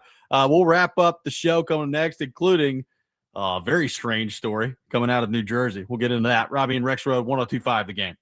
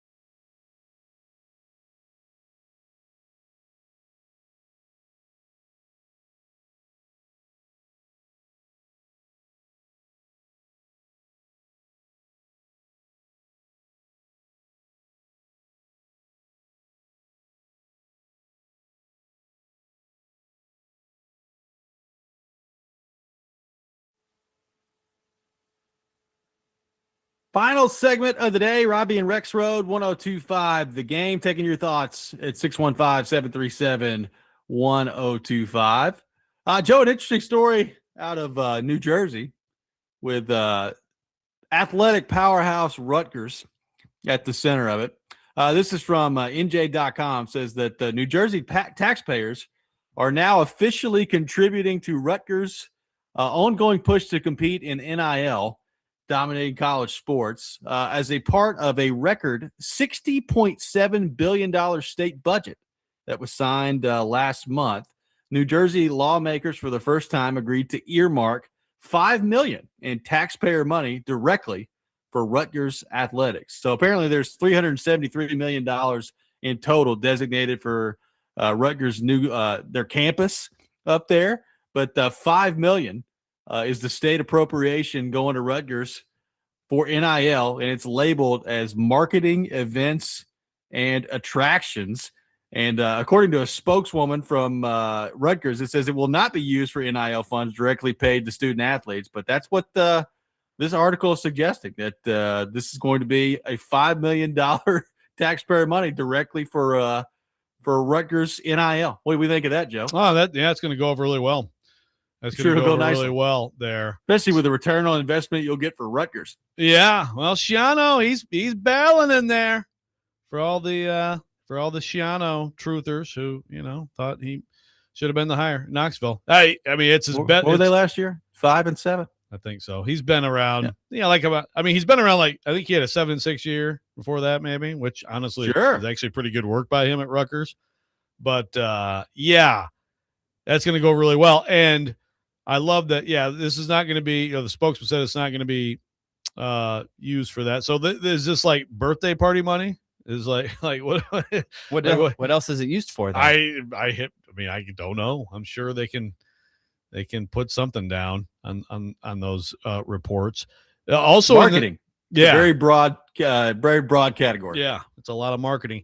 Also in that story, so they had their deficit. The department deficit was more than $70 million last year. That's for the third time in 5 years since they joined the Big Ten in 2014-15. Brilliant move by Jim Delaney.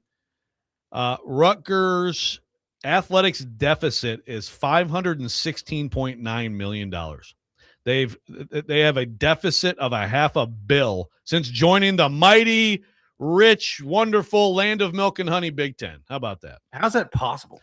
I don't know, and I don't know. Someone might say, okay, well now, why would it be any different anywhere else? Like they haven't been successful. They had a little bit of. They've had some good women's basketball success. They've had some men's basketball success, but then they also had 2 top 5 picks and didn't make the tournament.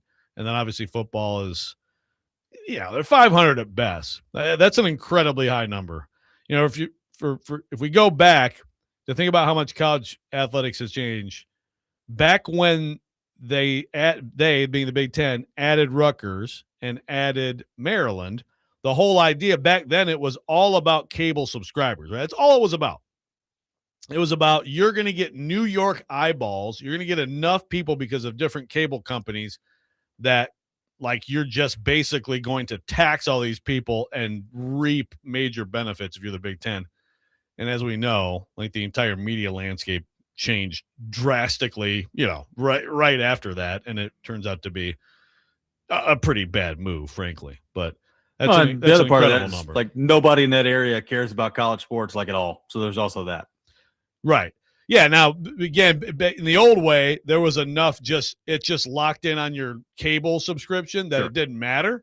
But yes, now it's actually you need to add brands where people care about the brand and you have eyeballs that however they get to that, whatever they're streaming, that you have people who care about it. Back then it was just get into a big TV market where people are they don't even know they're paying for it. Right. And and again, that's only a little more than a decade ago. And look where we are now. Look how things have changed. Changes pretty quickly around here. But hey, I'm sure Rutgers this will be the year they figure it out though. You get that extra $5 million there, they'll start to figure it out this year, Yeah, maybe. Probably not. Maybe that'll make the difference. Texter says, yeah, so the LOL, so the football players are state employees. There are other states, as the story points out. I guess Wisconsin, there's some legislation there that people are trying to push through to help out, man. You know, a lot of people, these state legislatures, they want, and that's the thing, like in a state like Wisconsin, it's like, well, people do care about Wisconsin. I can see there being a little bit of momentum for that. Like, enough people in that state like really care about Wisconsin football. It's a good product, right? It's like, sure, you know, I'll kick in a couple bucks if that helps us. But yeah, the Rutgers in New Jersey. How many people in the state of New Jersey give a crap about Rutgers football? You want to know the state of Rutgers? I'm looking at odds on the Big 12, or excuse me, the Big 10 for like win totals this year on FanDuel Sportsbook. You know, they've got all these teams, you know, like over-unders for USC or 8.5. And I'm going up and down the list. You know who's not on the list? Rutgers. They just skip over them totally. Oh, God. That sounds about right. Doesn't that kind of show you? That's a pretty good indication. Hey, in college sports, Robbie, Ian brought this up during the break. Texas Tech. So what is it? It's Galaxy Stadium. So we're speaking of our guy, sure, Cody Campbell, who apparently doesn't have enough money that they can avoid with stadium naming rights for what, 15 years? 15 30? years, 75 mil. 75 mil. Galaxy Stadium. It's a Texter's asking. I guess it's a data center company. So there you go. Sure. Great. Yes. Good joke. Texter says, I guess DraftKings didn't want to sponsor it. So there you go. Good one. Very intimidating rolling into Galaxy Stadium, you know? Yeah, right. Yeah. Whoa, Galaxy. Of all the great places in college football, Galaxy Stadium. Now that is a hotbed. You know what? Star Wars references in there or something somewhere. Sure. Oh, you got to lean in. You know what I totally failed to do? Like, I got halfway through it. I never finished the Preds schedule release. Dennis says the Preds schedule release video was great. The first half of it, I did like the that's what I call music A. That was, I like that joke. But I got to say, man, they're doing a lot. They're doing a lot in this video. A lot of stuff going on. There's a lot going on. We may have to discuss this next week. Yeah, might have to. Who we got in the Open, Joe? You feeling good about where things are headed with Scotty? Bryson played well in the first round. I forgot to watch. How are things going today? Lucas Herbert, who I've never heard of before, shot 8 under so far. So he's the leader. So did Sam Burns. Scotty tees off in like 10 minutes. We got 2 62s today. Yeah. Today that they hit shot 62? All right, where's your guy Scotty? What's he? He's 2 under right now, but he hasn't teed off yet today. Okay. So he tees off in 10 minutes. So we got 2 guys have tied the record for the lowest shot round in a major. And Herbert missed an easy putt to I think stay at 9 under. Yeah. Maybe get the record, but he missed it and got a bogey. So it's an easy course. So I need to understand why in Scotland the golf courses have no trees. Well, wouldn't that make it more challenging? There's no trees. It's Scotland. Scotland doesn't have trees. Why are there no trees in the golf course? I don't know. It's a good question. I mean, we got plenty of trees around here on our golf courses. We could probably loan them some. Yeah, I mean, like, I'm used to seeing trees on golf courses, and I expect to see a lot of trees in Scotland and Ireland. This is another thing we may have to pick up next week. We'll see what happens kind of on weird. That front. It is a little weird. Wish Scotty wins the championship this weekend. Get to major number 5. We'll see what happens. That's going to do it for us today here on the program. Hope everybody has a wonderful week. We'll be back on Monday at 6 a.m. Enjoy the third place game this weekend between France and England taking place on Saturday. I'm sure it'll be highly rated. World Cup final coming up on Sunday as well. We'll see if Messi pulls it off again for Argentina. We'll be back Monday morning at 6 o'clock. Next Man Up with Jake Lyman coming up next. You're listening to 102.5 The Game.